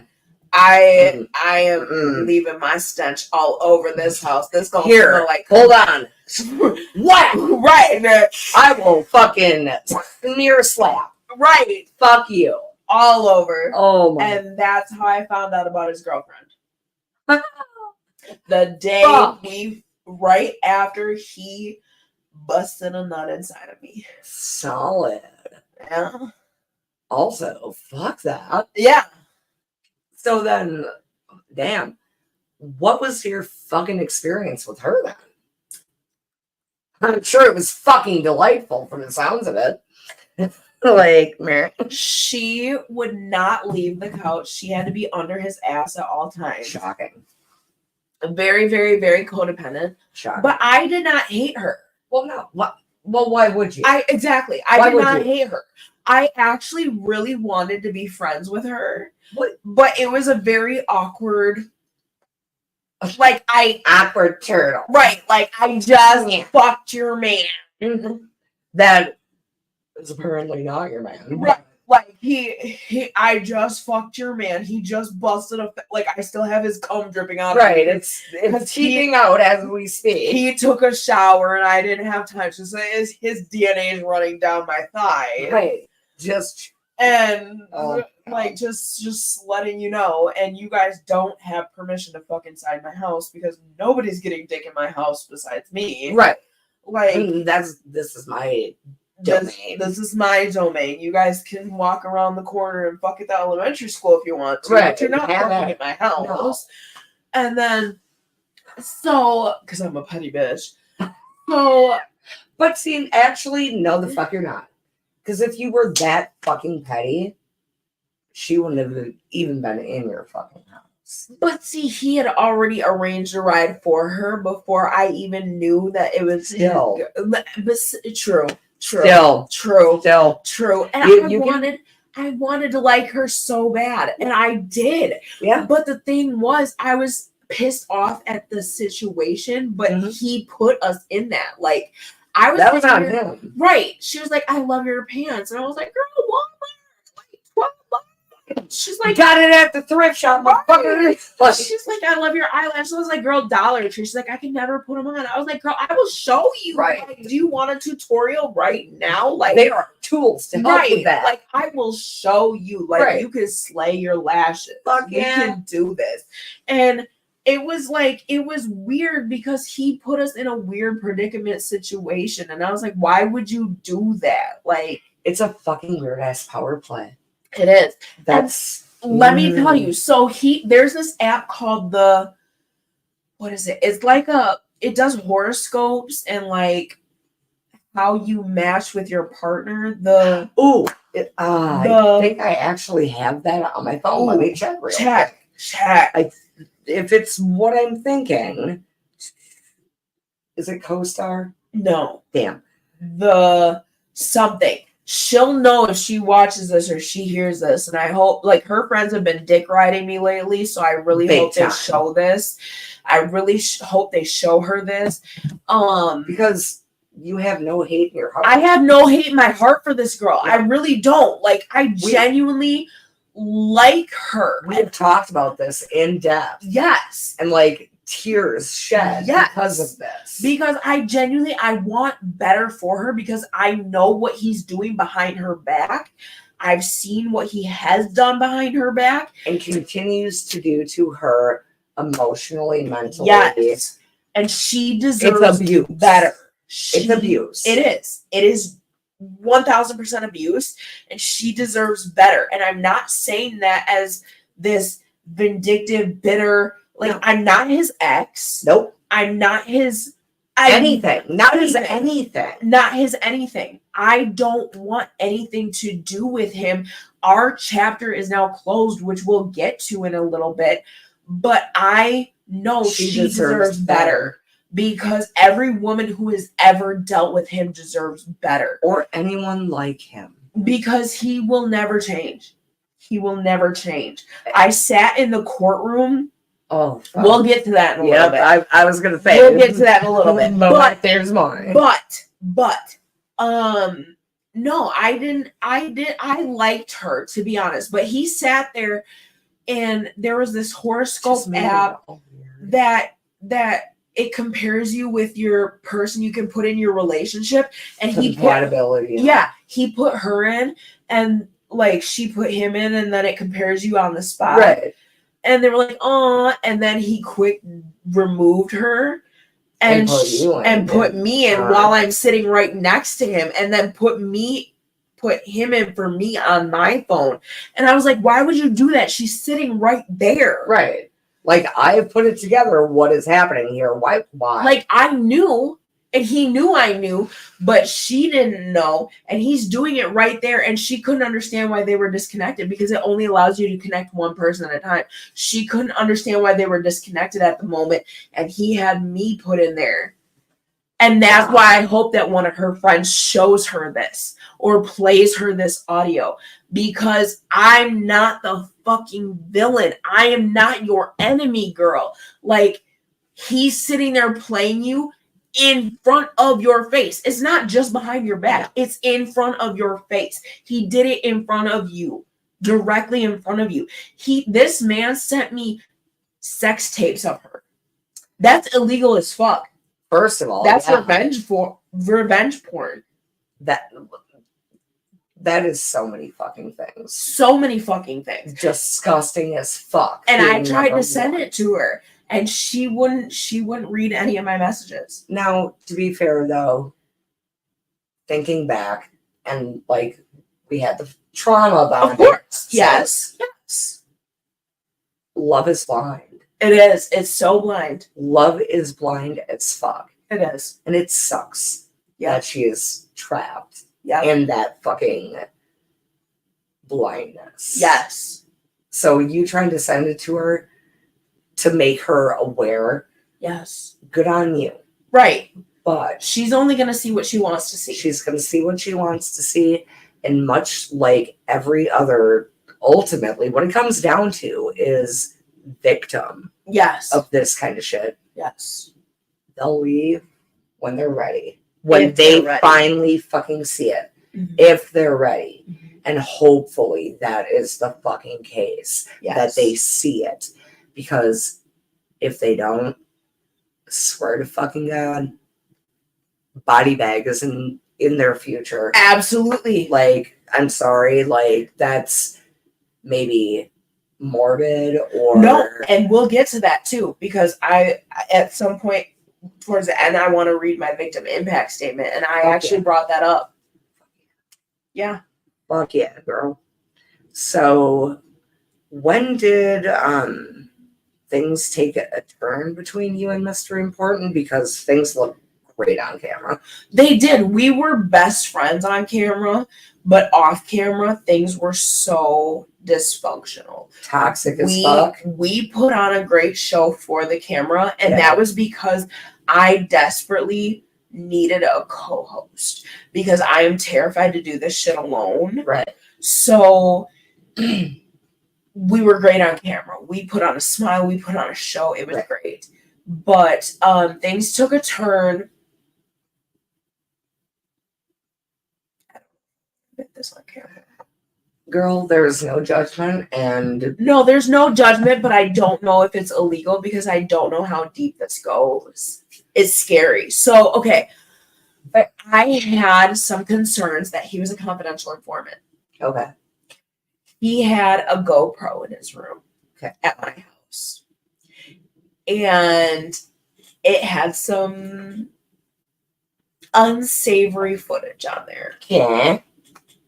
And I was trying to protect not only myself, but people that I genuinely cared about. Right. Okay.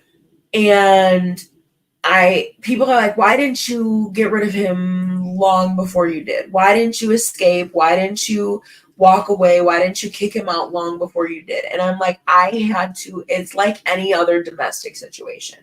You have to plan. Safety plan. Safety. Yes. Safety plan. Yes. And highly important. That GoPro was the biggest barrier because it had some unsavory footage. Gotcha. And I was not ready for that footage to be again. Yes. Yep. Because we actually oh God. Hold on. Yep. Girl, you got this. You do you. I'll do me. You get okay. Not right now, bro. If you want me to fucking stay, as long I was just offering out of love. No, I'm just saying out of. You're a gracious host. Absolutely, I know that. I know that. So, I was sitting in my living room one night in Galesville, and he came out of his bedroom because he did not live there. He was a guest that refused to leave. He was actually squatter. We'll get to that in a little bit. Sounds like a squatter. Yes, absolutely. And he came out of the room that he was staying in, and he goes, "Do you want to be the plug?" Pardon? I said, "No." And he said, that was the wrong answer. But he said it so stoically. And if anybody who knows him knows this dead look in his face. He just is soulless. I fucking know exactly the fucking look you're talking about. Like, and he's just like, you fucked out. Yeah. And he's just like, fuck. He's like, that was the wrong answer. And walked back into the room. And I just instantly went cold. You're like, cold sweats, just chills. And I was like, what the fuck did he mean? Do you want to be the plug? And that was the wrong answer. So he walks back out just a few moments later. And he's like, you should be the plug. Because if you get in any trouble, I can get you out of it. And I was like, what the fuck could that mean besides you're working? And mind you, in August, this was in September, either late August or early September. Right. Early to mid-September. Right. Now, in mid-August, he had invited me to his hotel room. Right. In wherever the fuck ever. A specific hotel. And when I walked in, he had the same GoPro on top of the armoire. That's fancy in this bitch. Right. And I'm very observant when I'm out and about. Just like I like to get a feel for my surroundings. Yeah. And also figure out closest exit. Exactly. Because it's trauma. Yep. It's a trauma response. Yep. I like to figure out my closest exits. Freeze. Yes. I like to figure out my surroundings. Yep. So I'm looking around and I noticed this GoPro on top of the armoire facing the door. And I'm like, Why? okay. And he Weird. goes, well, that's just there because housekeeping stole some of my stuff. I was like, that's weird. Everybody keeps stealing your stuff. Like, how does that keep happening? Right. It's like, why aren't you more protective of your stuff? Right. Most hotel rooms have a safe. That's what I was just thinking. Why wouldn't you put your stuff in a safe if you have such a history of people stealing your things? Also, why are you still hanging out with those kind of fucking people? Right. And why haven't they stolen your GoPro? Right. At this point. Right. Because at that time, GoPros probably were not pretty fucking cheap. No. Well, I mean, trust me, we'll get to that too. They're just not cheap in general. But right. So then, at least for me, he has me spend the night. But he was talking about how he's celibate, da da da da. And I'm like, I respect that. I really do. Congratulations. Good for you, bro. He just wanted to have some drinks and celebrate and hang out with his friend. He did not push any sexual shit. He was just like, but there's no couch in the room. There's only a bed. It's a king size bed. But he did not push sexual shit. So I was like, okay, maybe he really is working on himself. Another fucking manipulation tactic. Right. But I fell for it. But again, we didn't do anything physical. We slept in the same bed, but we slept on separate sides. Right. And we, whatever. No fucky, no sucky. And no drugs. Right. Just a couple drinks. Right. Okay, cool. He bought pizza, so I could have pizza when I got there. Right. And I was like, okay, I respect this version of you. And that's why I let him come back to my house in August. Because I was like, I see that you're doing better. And he had gained some weight. So I was like, maybe you're clean. The change at that point was apparent. It was sufficient. It was sufficient. Yep. So, yeah. Damn. Yeah. So, like... Oh, the turn. Sorry. Well, it took a turn. Wait, what's the next question? I was going to say, just, like, fucking take us through the day. Everything took place, man. And here we go. This is going to get deep. I'm sorry.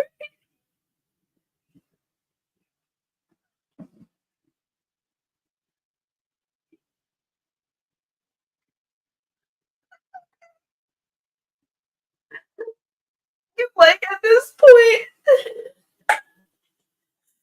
like things took a turn with the GoPro. Like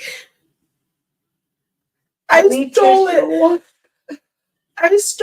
and I told him that somebody came over while he was at work and took it, but I stole it and I threw it away because I was sure he was a CI. Other people warned me that he was a CI, right? So I got rid of it.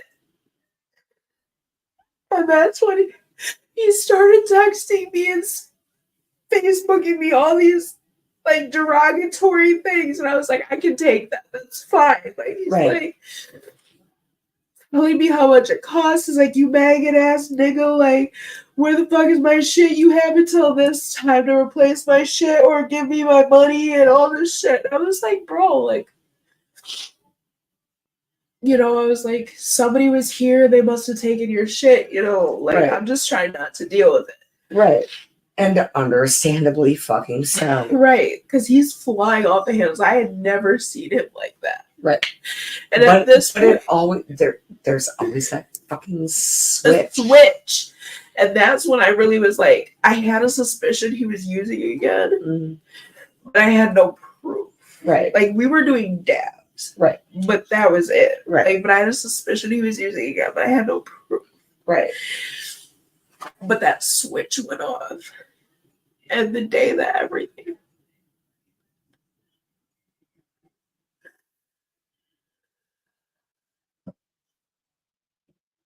So he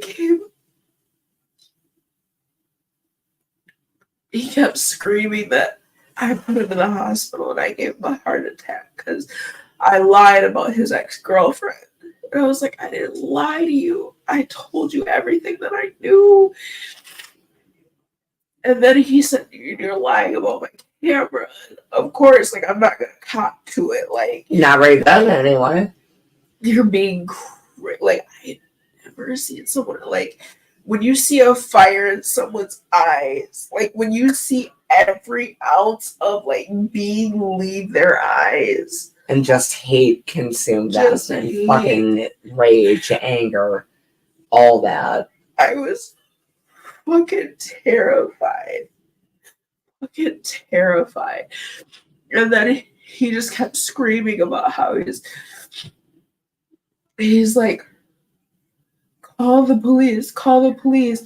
And I was like, I never said I was going to call the police. Right. I never said I was going to call the police. No. And he's like, and if you call Jim, which was, sorry, I didn't mean to name drop, but if you call him, which was my mom's neighbor at the time, to come get me, because that's who always took him. Right. Like, anytime he left my house, that's Right. who took him. He's like, if you call him to come and get me and take me anywhere, I'm going to kill him. And I was like, what? And he's like, what? Then he's like, you can call the police on me. I have squatters' rights. I've been here over 14 days and I have mail here. He tricked me into signing paperwork for he applied. This is my thing. He's this big baller. He applied for Social Security and tricked me into signing it for him. And he tried to trick me into signing his food stamp application. He tried to get me to commit fraud for him on several occasions. He had me signed as a witness for his Social Security. I never sent it in because I didn't want him to get mail at my house. But he somehow got mail from Social Security at my house, so he technically had squatters' rights. And then I had to take him to eviction court and all sorts of shit. Like, it was so bad. He's like, I have squatters' rights and I have documentation. I sent it to my lawyer that you told me I could stay here as long as I wanted. And I know I never said that. Like, I told him you could stay up to 2 weeks. Right. So I wasn't worried about that. But he was like, call the police. I'll call them on you and have you kicked out of my house. Oh, sir, fuck, what? And I was like, wait, what? And he would go into his room, and the thing is, he talks to himself. So, but like out loud, he talks to himself. So I could hear him saying, like, I'm going to kill this bitch. I'm going to kill this bitch. So clearly some sort of mental health, right? Something. Which fucking we can both relate to. Absolutely. However. But I'm pretty sure it was drug induced at the time as well. Yeah, that sounds... Because we were doing dabs together and I never had that reaction. So I was like... There is something else going on. There's something else going on. So I was freaking out. And then I went to go to my room, which was right next to the room he was staying in. And he just starts screaming at me. And he's like, I swear to God, I'll kill you and everyone you love. I'll kill your mama, your fake ass daddy. I'll kill everyone you love. And I was like, does that include ... And he's like, I said everyone you love. And he's like, he just kept going. And then he's like, oh, he raised his fist. And he went to swing, and I thought he was going to hit me, and I pulled my head back, and he missed my face, and he punched the door next to the door next to my head. And I was like, I'm not dealing with this. I'm going in my room. I went in my room, and I shut the door. He went in his room, shut the door, and I could still hear him talking to himself. And I grabbed my phone and I snuck out my door after like 10 minutes. And I ran to my property manager's office. I texted her and I was like, are you in the office today? She said yes. Sidebar. Come here. Sorry. I don't mean to be a baby. You're not. You're not.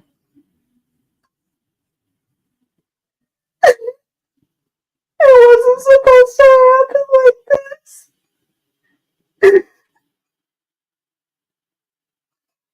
It was never supposed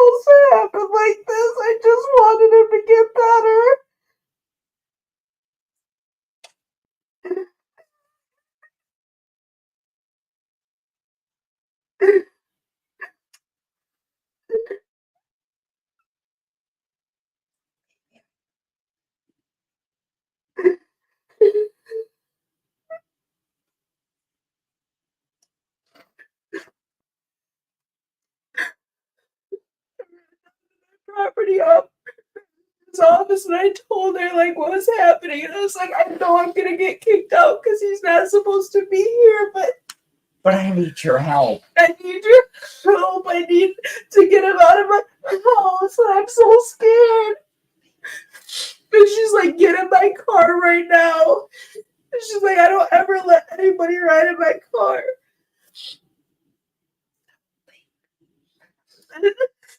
We drove up to the police station and called 911. And mind you, like, I knew he relapsed in May when his girlfriend was there. Because I was drinking wine and they were smoking meth in my house. So I knew he relapsed in May, but in August I thought he was okay. Like, he gained weight back and everything. So we drove up to the police station and we called 911. And they came and took my statement. They called for 7 extra squad cars. And they had everybody in all tactical. And they like, I know what you're talking about. I hope y'all. I actually hope y'all don't know what we're talking about. I hope you guys never have to know what we're talking about. But they called for all that backup, and my property manager is like, I'm sorry, I'm like wiping my nose on my shirt, you guys. You're fine. But we're gonna sidebar. I'm gonna go get you some toilet paper. I appreciate you. I appreciate you. Thank you. Like that person said, you're not a baby. You're traumatized. I am so traumatized. Oh, fucking shit, man.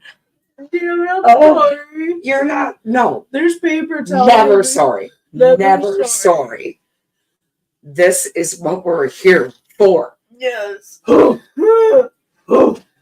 paper towel in the kitchen. Can I get a hand? Yeah. I'll be right back. Okay. I also have to pass. That works. So I'll get you the soft stuff. Thank you. Buttercup. She's the best. Now Booze is here to say hi. I'm sorry we've been ignoring comments.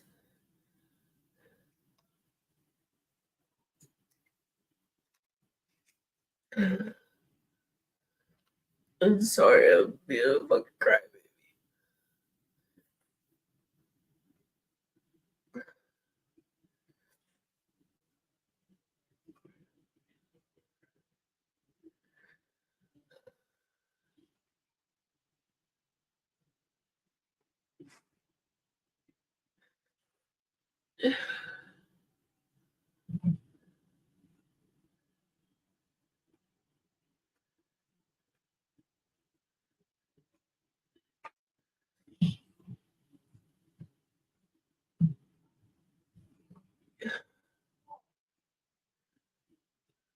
I am a crybaby, but I'm working on it. It's just a lot to deal with. Okay. And we appreciate you so much. I appreciate you, love. Okay. So yes, we're listening to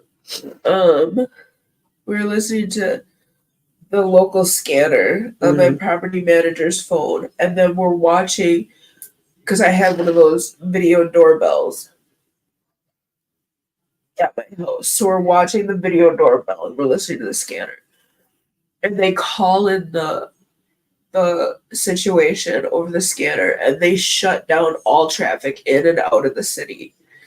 Like, I've never heard that in my life in our area. And they're like, yeah, we're shutting down all traffic in and out of the city. And then they go over there and we hear just boom, boom. They take my keys with them because they're like, either way, we're going in and getting it. We're not waiting for him to come out. Honey, I can relate. And I just hear boom, boom, boom, boom, boom. Mr. Important, come out with your hands up. And I just lose it. Because again, like, we put on a good show. You got to put it on a front to make sure that you end up ultimately safe. Right. But I still cared. I Yeah. still fucking cared. Like, I just wanted him to get better. Yeah. And like the longer they knock, the more I'm like, what is he doing in there? Like, what the fuck's happening? Yeah. Your mind is What is racing. he doing? Like, and what does he have in there? Yeah. And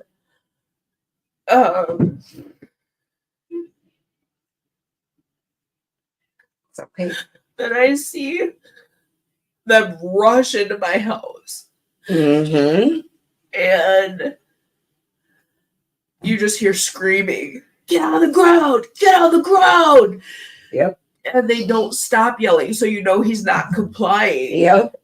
And everyone makes him out to be the victim in this whole situation. And I'm like, but you didn't hear the audio. Like, and that's what fucks me up because I care. I care about him.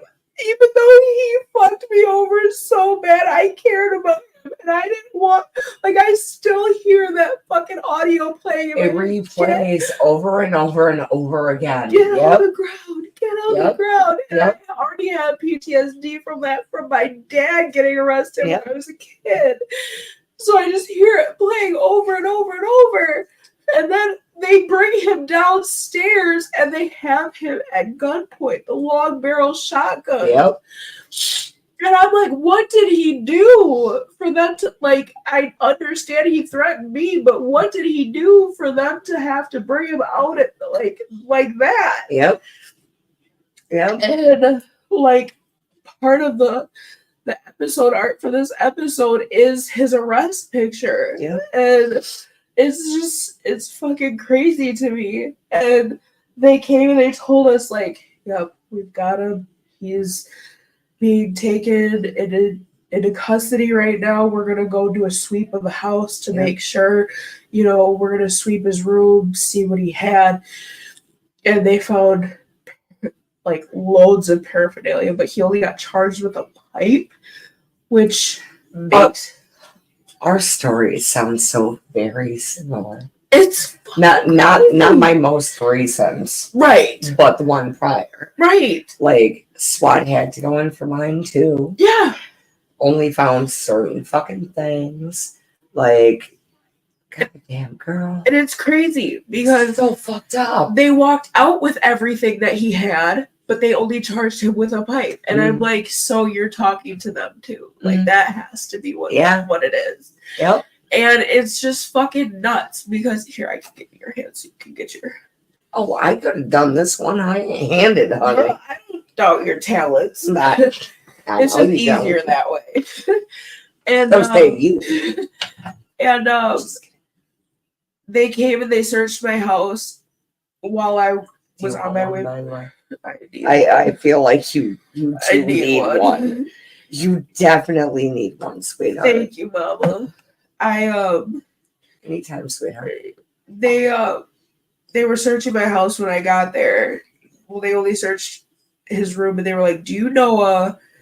And they stated my mom's name. I was like, "That's my mom." And they're like, "Does she have a missing prescription?"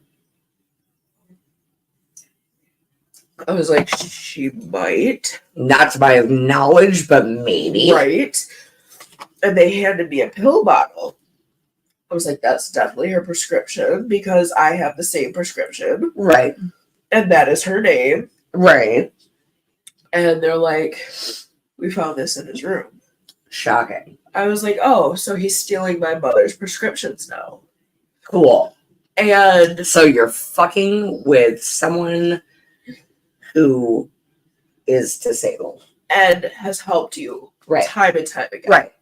Cool. And mind you, she doesn't get pain medication. No. And she's in chronic pain for the rest of her life. Yep. And this is the closest thing she can get to pain medication. Right. So I'm ready to go fucking ham off. And they're like, can you just identify the pills in the bottle for us? Because there's two different kinds of pills. I was like, what? My mom would never. No. Okay. Mama knows what's up. She knows. No, you know what? I was like, well, these are the pills because I have the exact same prescription. Right. I don't know what those are. They're like, can you look them up for us real quick while we sure. I was like, why the fuck not? Yeah, I'm Doogie Howser. Right. The MD motherfucker. Right. No pun intended, because that did used to be my last name. So I look it up and I was like, it's fucking birth control. Wait, what? They're like, is it yours? I was like, negative Ghost Rider. No, because I can't take birth control Right. of any kind. I have a history of PE. Right. They're like, is it your mom's? I was like, There. You got me fucked up. Right. He was taking birth control. For fucking what? That's what I tried to figure out. So I looked it up online, and that's how you can gain weight and mask signs of drug use. Oh. But wait. There's more. You want to know what else I found? Fuck. When I went through. Good Lord, When I lady. went through his belongings. I'm not going to put it on camera, but that and birth control. You do the math. Okay. Oh, okay. Okay. Right. Okay. Got it. Yeah. The police had some questions. What? Yeah. Yeah. That's why they were like, we're just going to let you guys figure this shit out. Yeah. I was like, okay. I don't want to figure that out. I don't want to figure it out. This ain't my bag, baby. I'm not ready. So yeah, that's what we had to deal with the day he got arrested. And then, but wait, there's more. There's more. I do have more questions for you, though. True. Okay? So, I'm so sorry that all of this fucking happened, by the way. And thank you for being so raw about all of it. Thank you for allowing That's what we're here for. Yeah. That's why we're unladylike. Yes. As fuck. Oh, fucking A, girl. Good Lord. So, I feel like I already know, but what has life looked like for you and your loved ones since his arrest, and what has the outcome of this situation been? Life has been shit. I have been threatened, intimidated, harassed, stalked. My social media handles, my address got leaked online. My mom, and that's why you had to move. That's why I had to move. My mom had to move twice in 6 months. Yep. I had to move once. I am now. Oh, thank you. I literally.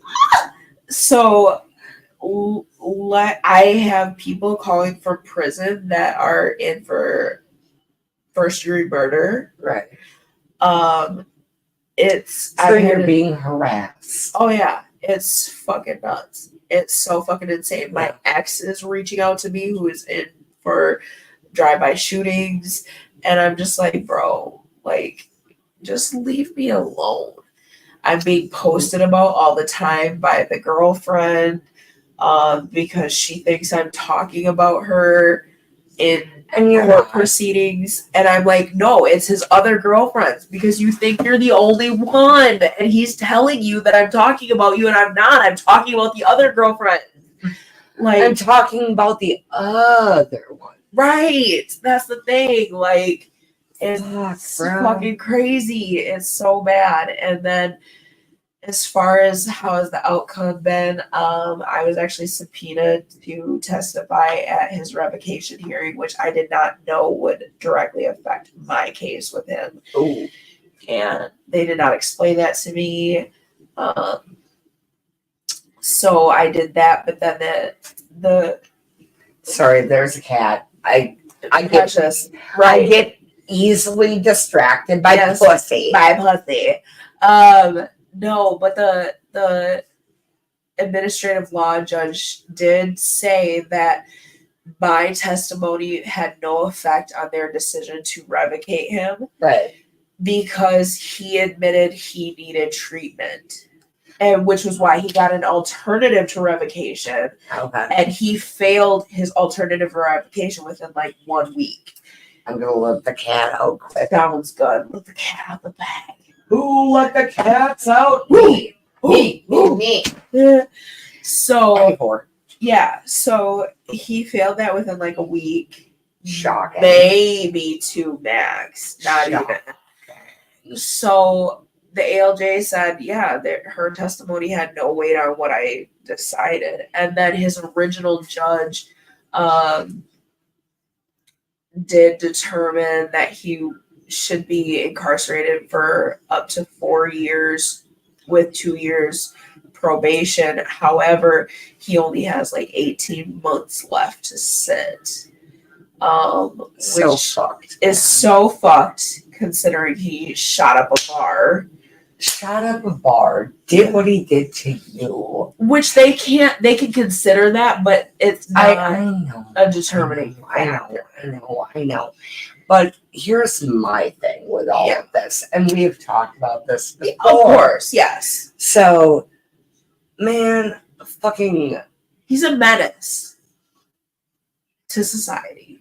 people that deal weed, marijuana.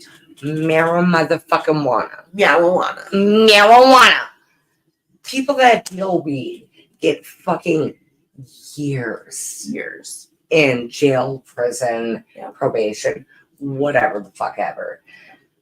People that fucking assault children, women, the elderly, animals, signature bonds, probation, diversion agreements, all that fucking jazz. Sick. Where do you see the problem here? Because I know where I see it. Exactly. Like, And fuck then, this shit. So then it gets better. But wait, there's more. So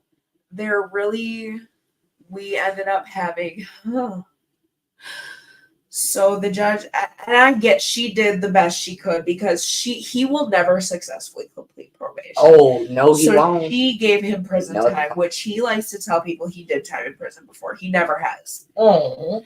This is his first time in prison. So lie, red flag, 3,000, 100 million. Pretty much. Whatever the fuck. Yes.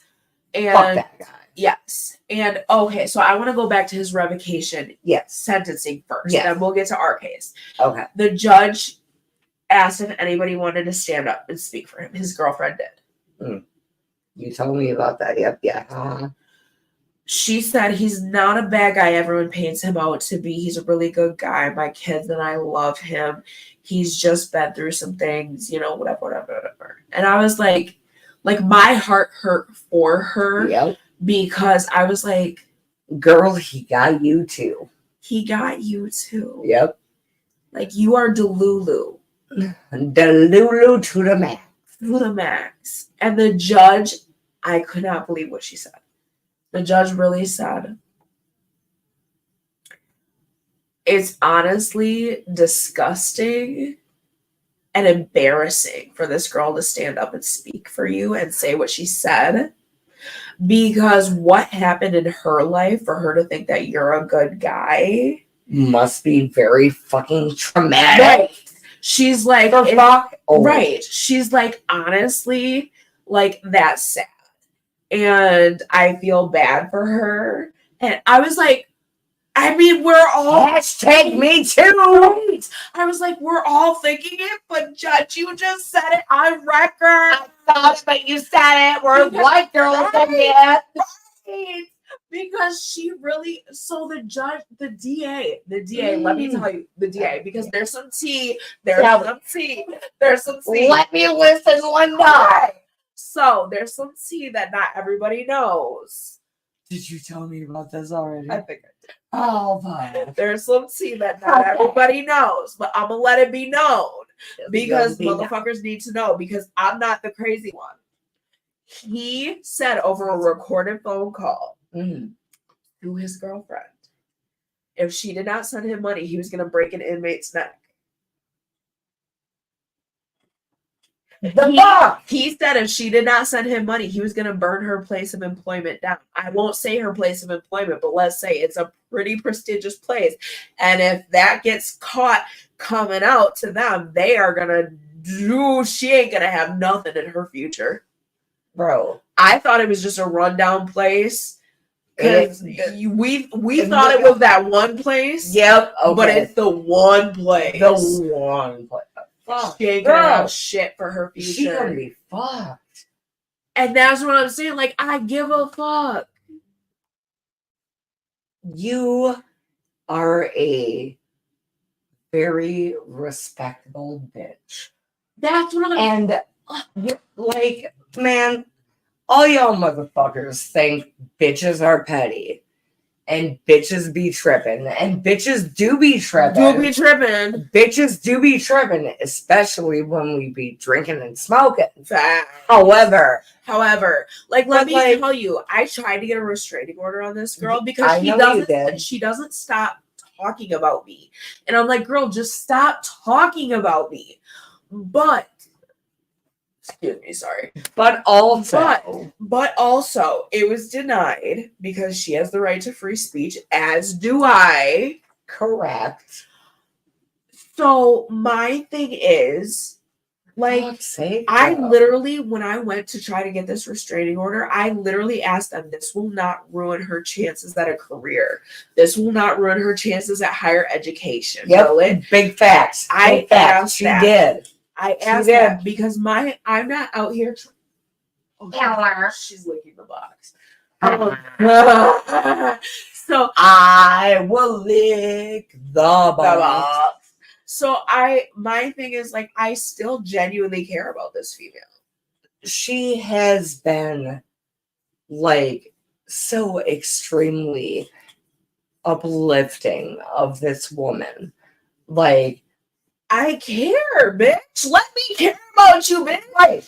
Her and I have talked about this in depth multiple times. She, like, neither fucking one of us give a fuck about, now, hold on. We do give a fuck about your life and what you've been through. Right. But we don't give a fuck about what we've been through. Type shit. Like, we don't give a fuck about Mr. Important. Right. We give a fuck about you. We give a fuck about you. We love you. We give a fuck about bitches. You are fucking important. You are important. Fuck him. Fucking Mr. One Pump. Just the tip. Shit. Fuck it. It's a. Couldn't fucking just. And there's no, but wait, there's more. There's no there more. Was just. There's no more. No more. No more. So the like, for real, like, I'm saying that was the revocation hearing. So I'm saying, like, Jesus. why is you sticking by a man who is threatening? Like, he's like, the mental abuse is there, the manipulation is there. Like, you're better than that. And then so when it came to our case, he won on a technicality. He got 1 year. He did. He got 1 year of probation on our case. He was charged. with 2 felonies, a misdemeanor A, a misdemeanor. Damn, I got fucking toilet paper on me. Misdemeanor A, a misdemeanor something. He got, like, disorderly conduct, possession of paraphernalia as a repeater, criminal trespass to dwelling as a repeater and domestic, and 2 counts of felony.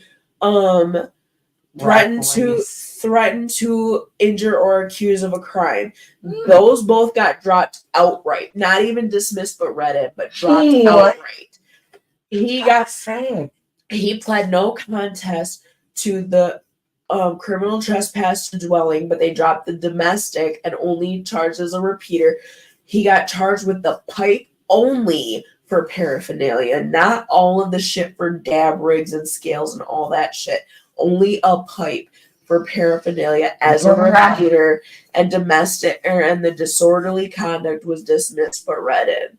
He got 1 year of probation. And let me tell you, the judge was pissed. The judge was pissed and low-key threatened him. Yep. Let me tell you. So he read his same speech that he read at his revocation hearing at this hearing, because he was like reading to his girlfriend who wasn't even there. He didn't even tell her that he had sentencing. No, I got a screenshot because her friends are sending me screenshots. I know. You know, but they don't know. I know they don't know. So but I know. Her friends are sending me screenshots of her profile because they're like, Courtney, you need to know because your safety is in jeopardy. This bitch, cray. So but now wait, hold on. We understand why. We understand why, because he's a manipulative piece of shit. Narcissistic Piece of shit. Ginormous piece of shit. I've had piece of shits that are more delectable than that. So me too. So I'm sorry to be all up in your like area. Yeah. We just So but for real though, like I just think put my steps ring back. No, so the thing is, like, he read the same speech. Oh no, I got the screenshot from her profile. She said he deleted me from the phone company and the email or the message company. Yeah. And I'm sitting here like, girl, no, he didn't. He got transferred because they did the judge demanded he be in person. Yep. He's had 3 failure to appears while in jail. 3. How do you 3 failure to appears? I love you, Jess. Love you. Is that Jess Doring? Yes, it is. Jess Doring, I love you. We're talking about my abuser, my captor, so to speak. But 3. How do you get 3 failure to appears while you're in jail? While you're in jail. 3. You are right there. Right there. How do you fuck, sir? And then you can easily be like, well, it's their fault. They didn't put me on Zoom. But like, no. How do you not be like, hey, I have court? No. That doesn't work like that. Fuck that guy. Seriously, fuck that guy. So fuck that honky. So sorry. I'm so sorry. I'm so racist against the crackers. The saltine Americans.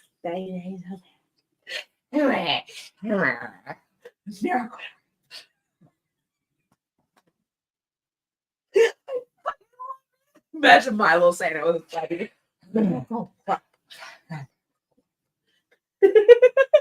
So, no, but so don't look at that. He did not tell her he had sentencing. Like, how do you keep that from the person you say in your statement to the court that you're going to marry? Yeah. That makes no sense to me. No sense at all. At all. And then, so I'm like, oh, you're trying to flex on me, bro. I never wanted you. I never wanted you. I was not attracted to you. Never. You look like you have worms and resting meth face. Like if I show you, he looks like he's a. You showed me. Thriller nights. It's bad. This is spooky season, it's bad, you guys. It's so bad. It looks like you walked into fucking Michael's. Girl, you saw my fucking ex too. My fucking. They should hang out. Ogre. They should hang out. The fucking. They should hang out. The skullet and the fucking. She's like, oh, fuck this camera. I'm pretty sure they have actually. Probably.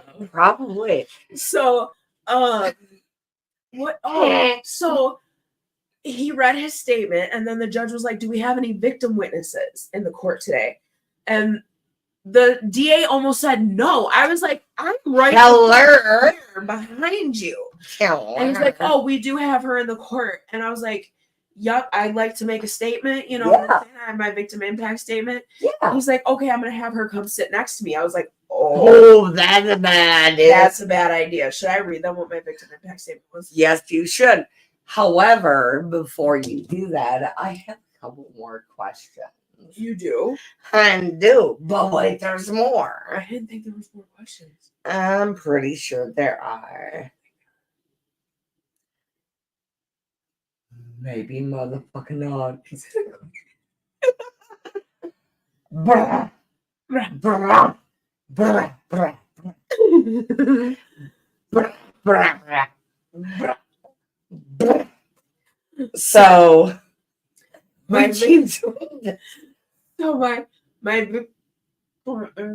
Don't listen to her. So, what was the outcome? my victim impact Brr. statement leads into the outcome of this. Well, for fuck's sake. But wait. There's more. Oh, wait. Dude, bitch, do you see my fucking weird pippy ass motherfucking log? I do. They're Like, so what cute. the fuck is that shit? They're so cute. Why? Why is this a thing?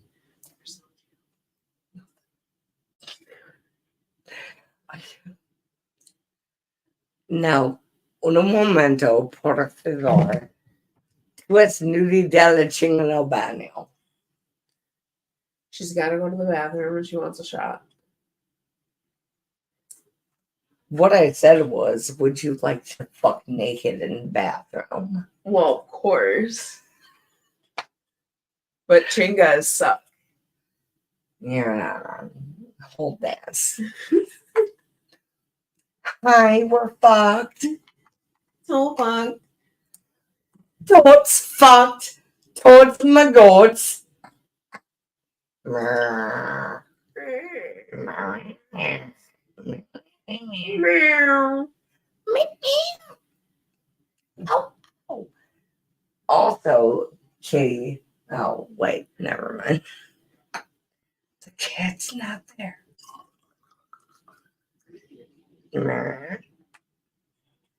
Wank. Because we're going to need one for this victim impact statement. Yes, the fuck we.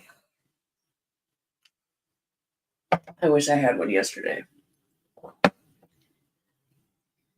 Shot? Yeah. Yeah. Ooh, Okay. girl, you're fucking amazing. I love am you. not. So, yes, you are. Let me read my statement. Okay. Read your statements. Mind you, I was sitting next to the DA when I read this. Which probably really sucked. He threatened to kill me and my entire family and everybody that I love.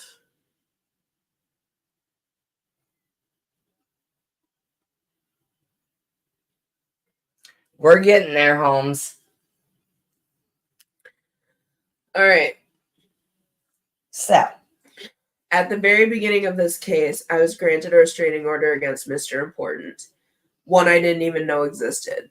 The judge asked me how long I wanted it to last. I had no idea my options. we're gonna have to do a huggy thing here. He decided for I me. know this. He decided for me 10 years because he truly believed that Mr. Important, if given the chance, would commit first-degree homicide against me. Mm-hmm. That was terrifying to hear. Mm-hmm. But deep down, I knew it was true after the hell I had been living and the truths I know about Mr. Important.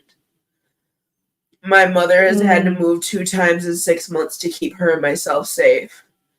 I had to abandon what I believed to be my forever home, as our addresses were splayed across social media for everyone and anyone to see. I have been stalked, harassed, intimidated, and had my name dragged through the mud because of this case, causing extreme depression, countless trips to the ER for stress-induced seizures, and fear for my life. Anxiety, all the things. I'm terrified every minute of every day, more so now than when Mr. Important was free, because now he's angry and I'm the cause. And the fact I was never asked for the proof. the screenshots, the evidence of his threats, his torment, his mental and psychological abuse, and he will walk away with 1 year of probation. Has me 1 fucking year. Has me even more afraid for my life. Yeah. I stood by this case from day one in hopes that there wouldn't be another victim. And if there were, she'd never be afraid to fight because I did. She'd never be afraid she wouldn't get justice because I did. She'd never live in fear of him yet again getting a slap on the wrist because I made sure he finally had consequences for his actions. Yeah. He has constantly and consistently lied about me from a jail cell, damaging my name, reputation, business, and mental health. Yeah. Mr. Important promised me psychological warfare. He made good on that promise. He promised I would want to kill myself by the time he was done with me. I have suffered with my mental and physical health in ways I never thought possible in dealing with this case.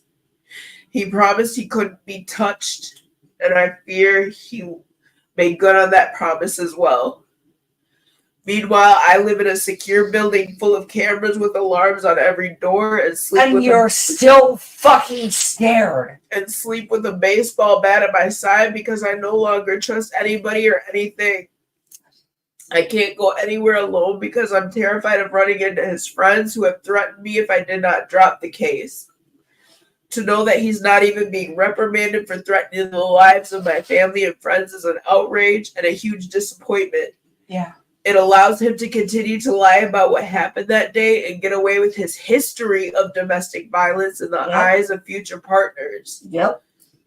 Mr. Important is a monster and a threat to society as a whole. Yep. His actions are getting more and more severe, and I beg the court to take action before his next victim is in a body bag and not a courtroom reading an impact statement. Gravy. I just hope it's not you, girl. I just hope it's not you, girl.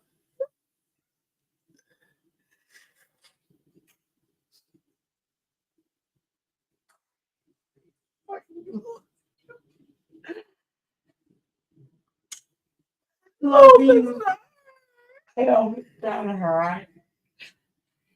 Fuck! Oh, Court.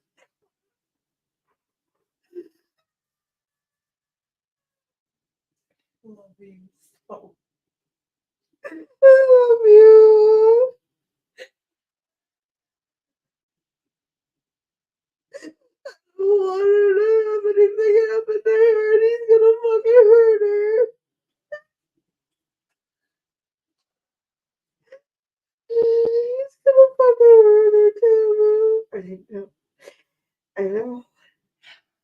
We can only do what we can do.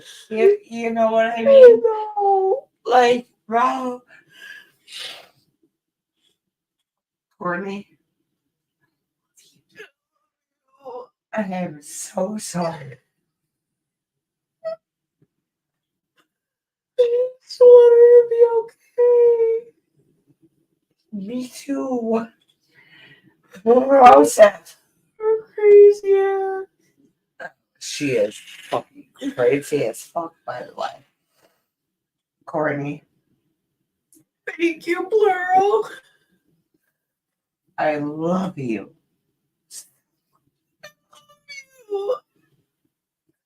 Wait. Just hug me, love me, let me love you. I love you so much. You're one of my favorite fucking people. You're one of my favorite. I love you. I love you so much.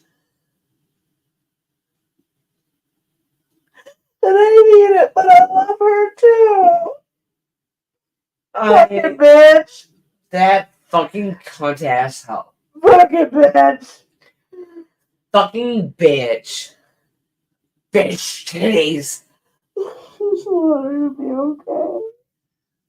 She'll be okay. I'm sure she'll be okay.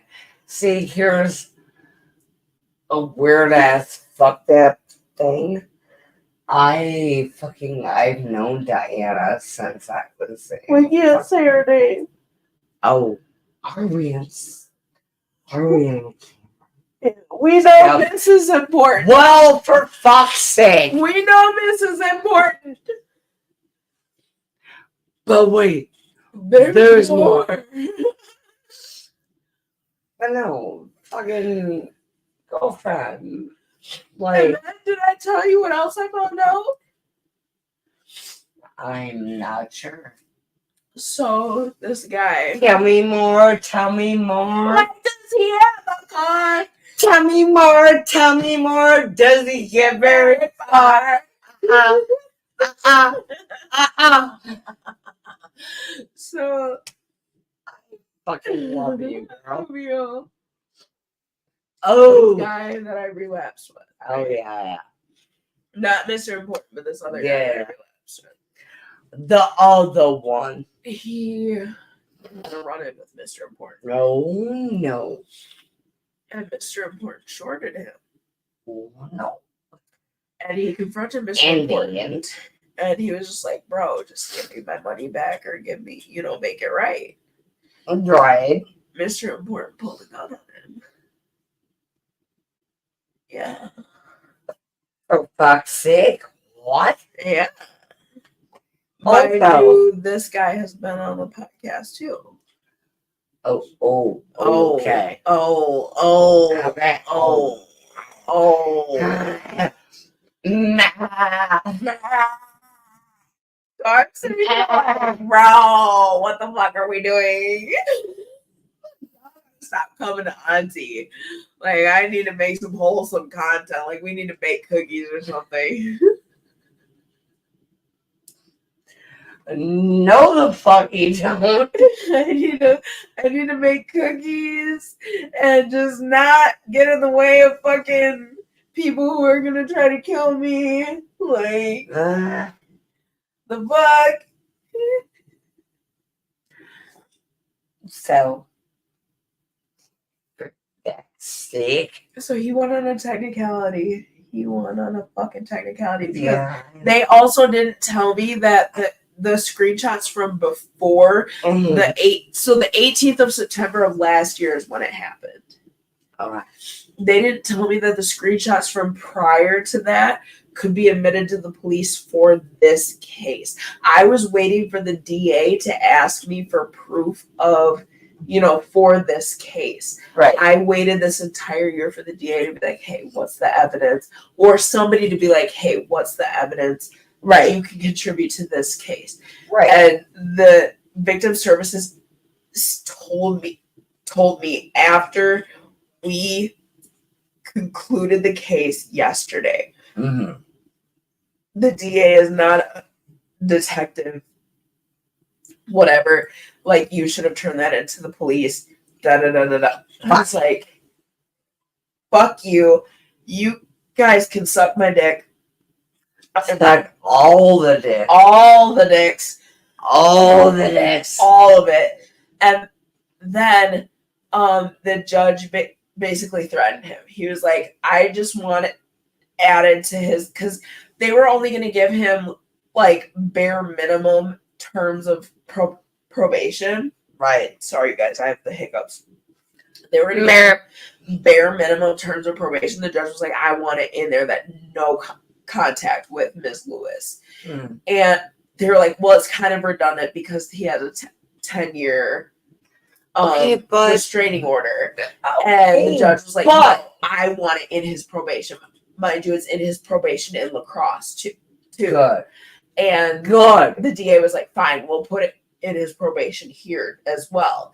Good. And the judge was like, good. And Mr. Important, I want you to know you stripped her of her sense of security, and I want you to know how much that means. That is a fucking violation. It is. That is a fucking violation Exactly. of your fucking rights, To life, exist. Because like, how bro, can I not feel safe? okay, so, like, dude, fuck. Fuck you. So, you want to fucking position yourself to be so important, Right. to be so important, to be everything you think she wants you to be. Yes. You know what I'm saying? That part. Like, fuck, bro. And then to sit there and make it seem like I wanted you. I wanted you. But I didn't want you. I didn't want your dick. I didn't want your little.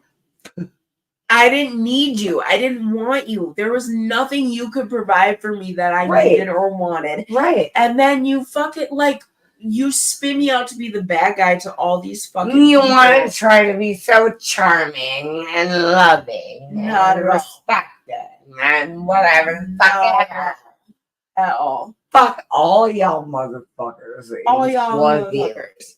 And then the DA wouldn't even like go look at the information from his revocation hearing that I was like, Oh, and so the judge was like, no. I'm sure Ms. Lewis's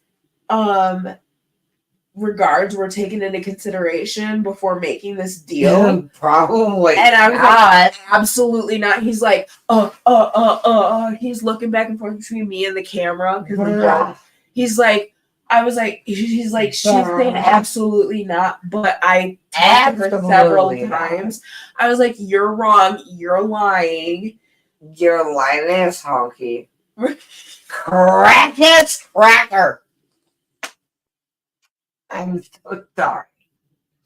I am very anti-honky. I'm just saying. I fucking hate crackers. Bro, this particular one was just fucking on some bullshit. Fucking bitches. Fucking bullshit. And Fucking then the judge bitches. literally told Mr. Important, like, Mr. Important, I hope you know that if you try in any way to interfere with Ms. Lewis's life once you're on supervision, it will, his exact words were, it will not go well for you. And I was like, that sounds like ooh, I like that shit. Fuck yeah. Mystic, and his name is Judge Clark. Yeah. So I don't know if you've seen the movie Lean on Me. I had. Mr. Clark don't play. I was like, I was gonna say, bitch. Mr. Clark don't play. That's my shit. This is my shit. It's my shit. So yeah, I appreciate y'all so much for tuning in and sharing my story. Yeah, and for those of you who know who Mr. Important is or have figured out who Mr. Important is, y'all don't have to believe me. Y'all don't have to whatever. I have the receipts. I have kept all the receipts. Everything is here, near, dear. This girl here is very. We're gonna get snot on your hand. Give me this snot. Give me the snot, boys, and free my soul. So I want to get lost in your rock and roll. Oh, those garlic knots from Toppers, bro. Dude, they were so fucking great. I know. Anymore. So, y'all motherfuckers, we love you. Fiercely. We appreciate you. This girl, she has been through a lot of goddamn shit. A lot of goddamn shit. This fucking beautiful bitch. I didn't wear makeup for a reason because I knew I was going to cry. I love you, plural, so much.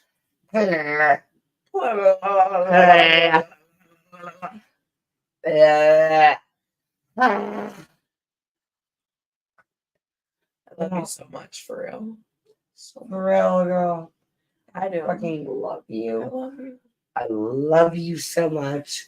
You are so fucking beautiful and genuine and I fucking- try. I be petty sometimes, Oh, but bitch, me too. I just want you take care. Be well, Pluro. I just want people to be safe Yeah. and be good, be easy, be well. So Be safe, be free, be loved. be loved. Yes. See, that's one thing that my man does to me. He's like, do you feel free? Do you feel safe? Do you feel loved? I'm like, yeah, fuck you. Right? You're so gross. Don't be down you. I don't want to down you. Step down me. Don't be nasty. You a stupid little gross ass bitch. Yeah. Can I get on you? Hurry. Y'all already know what it is. I love y'all fiercely. We love ya.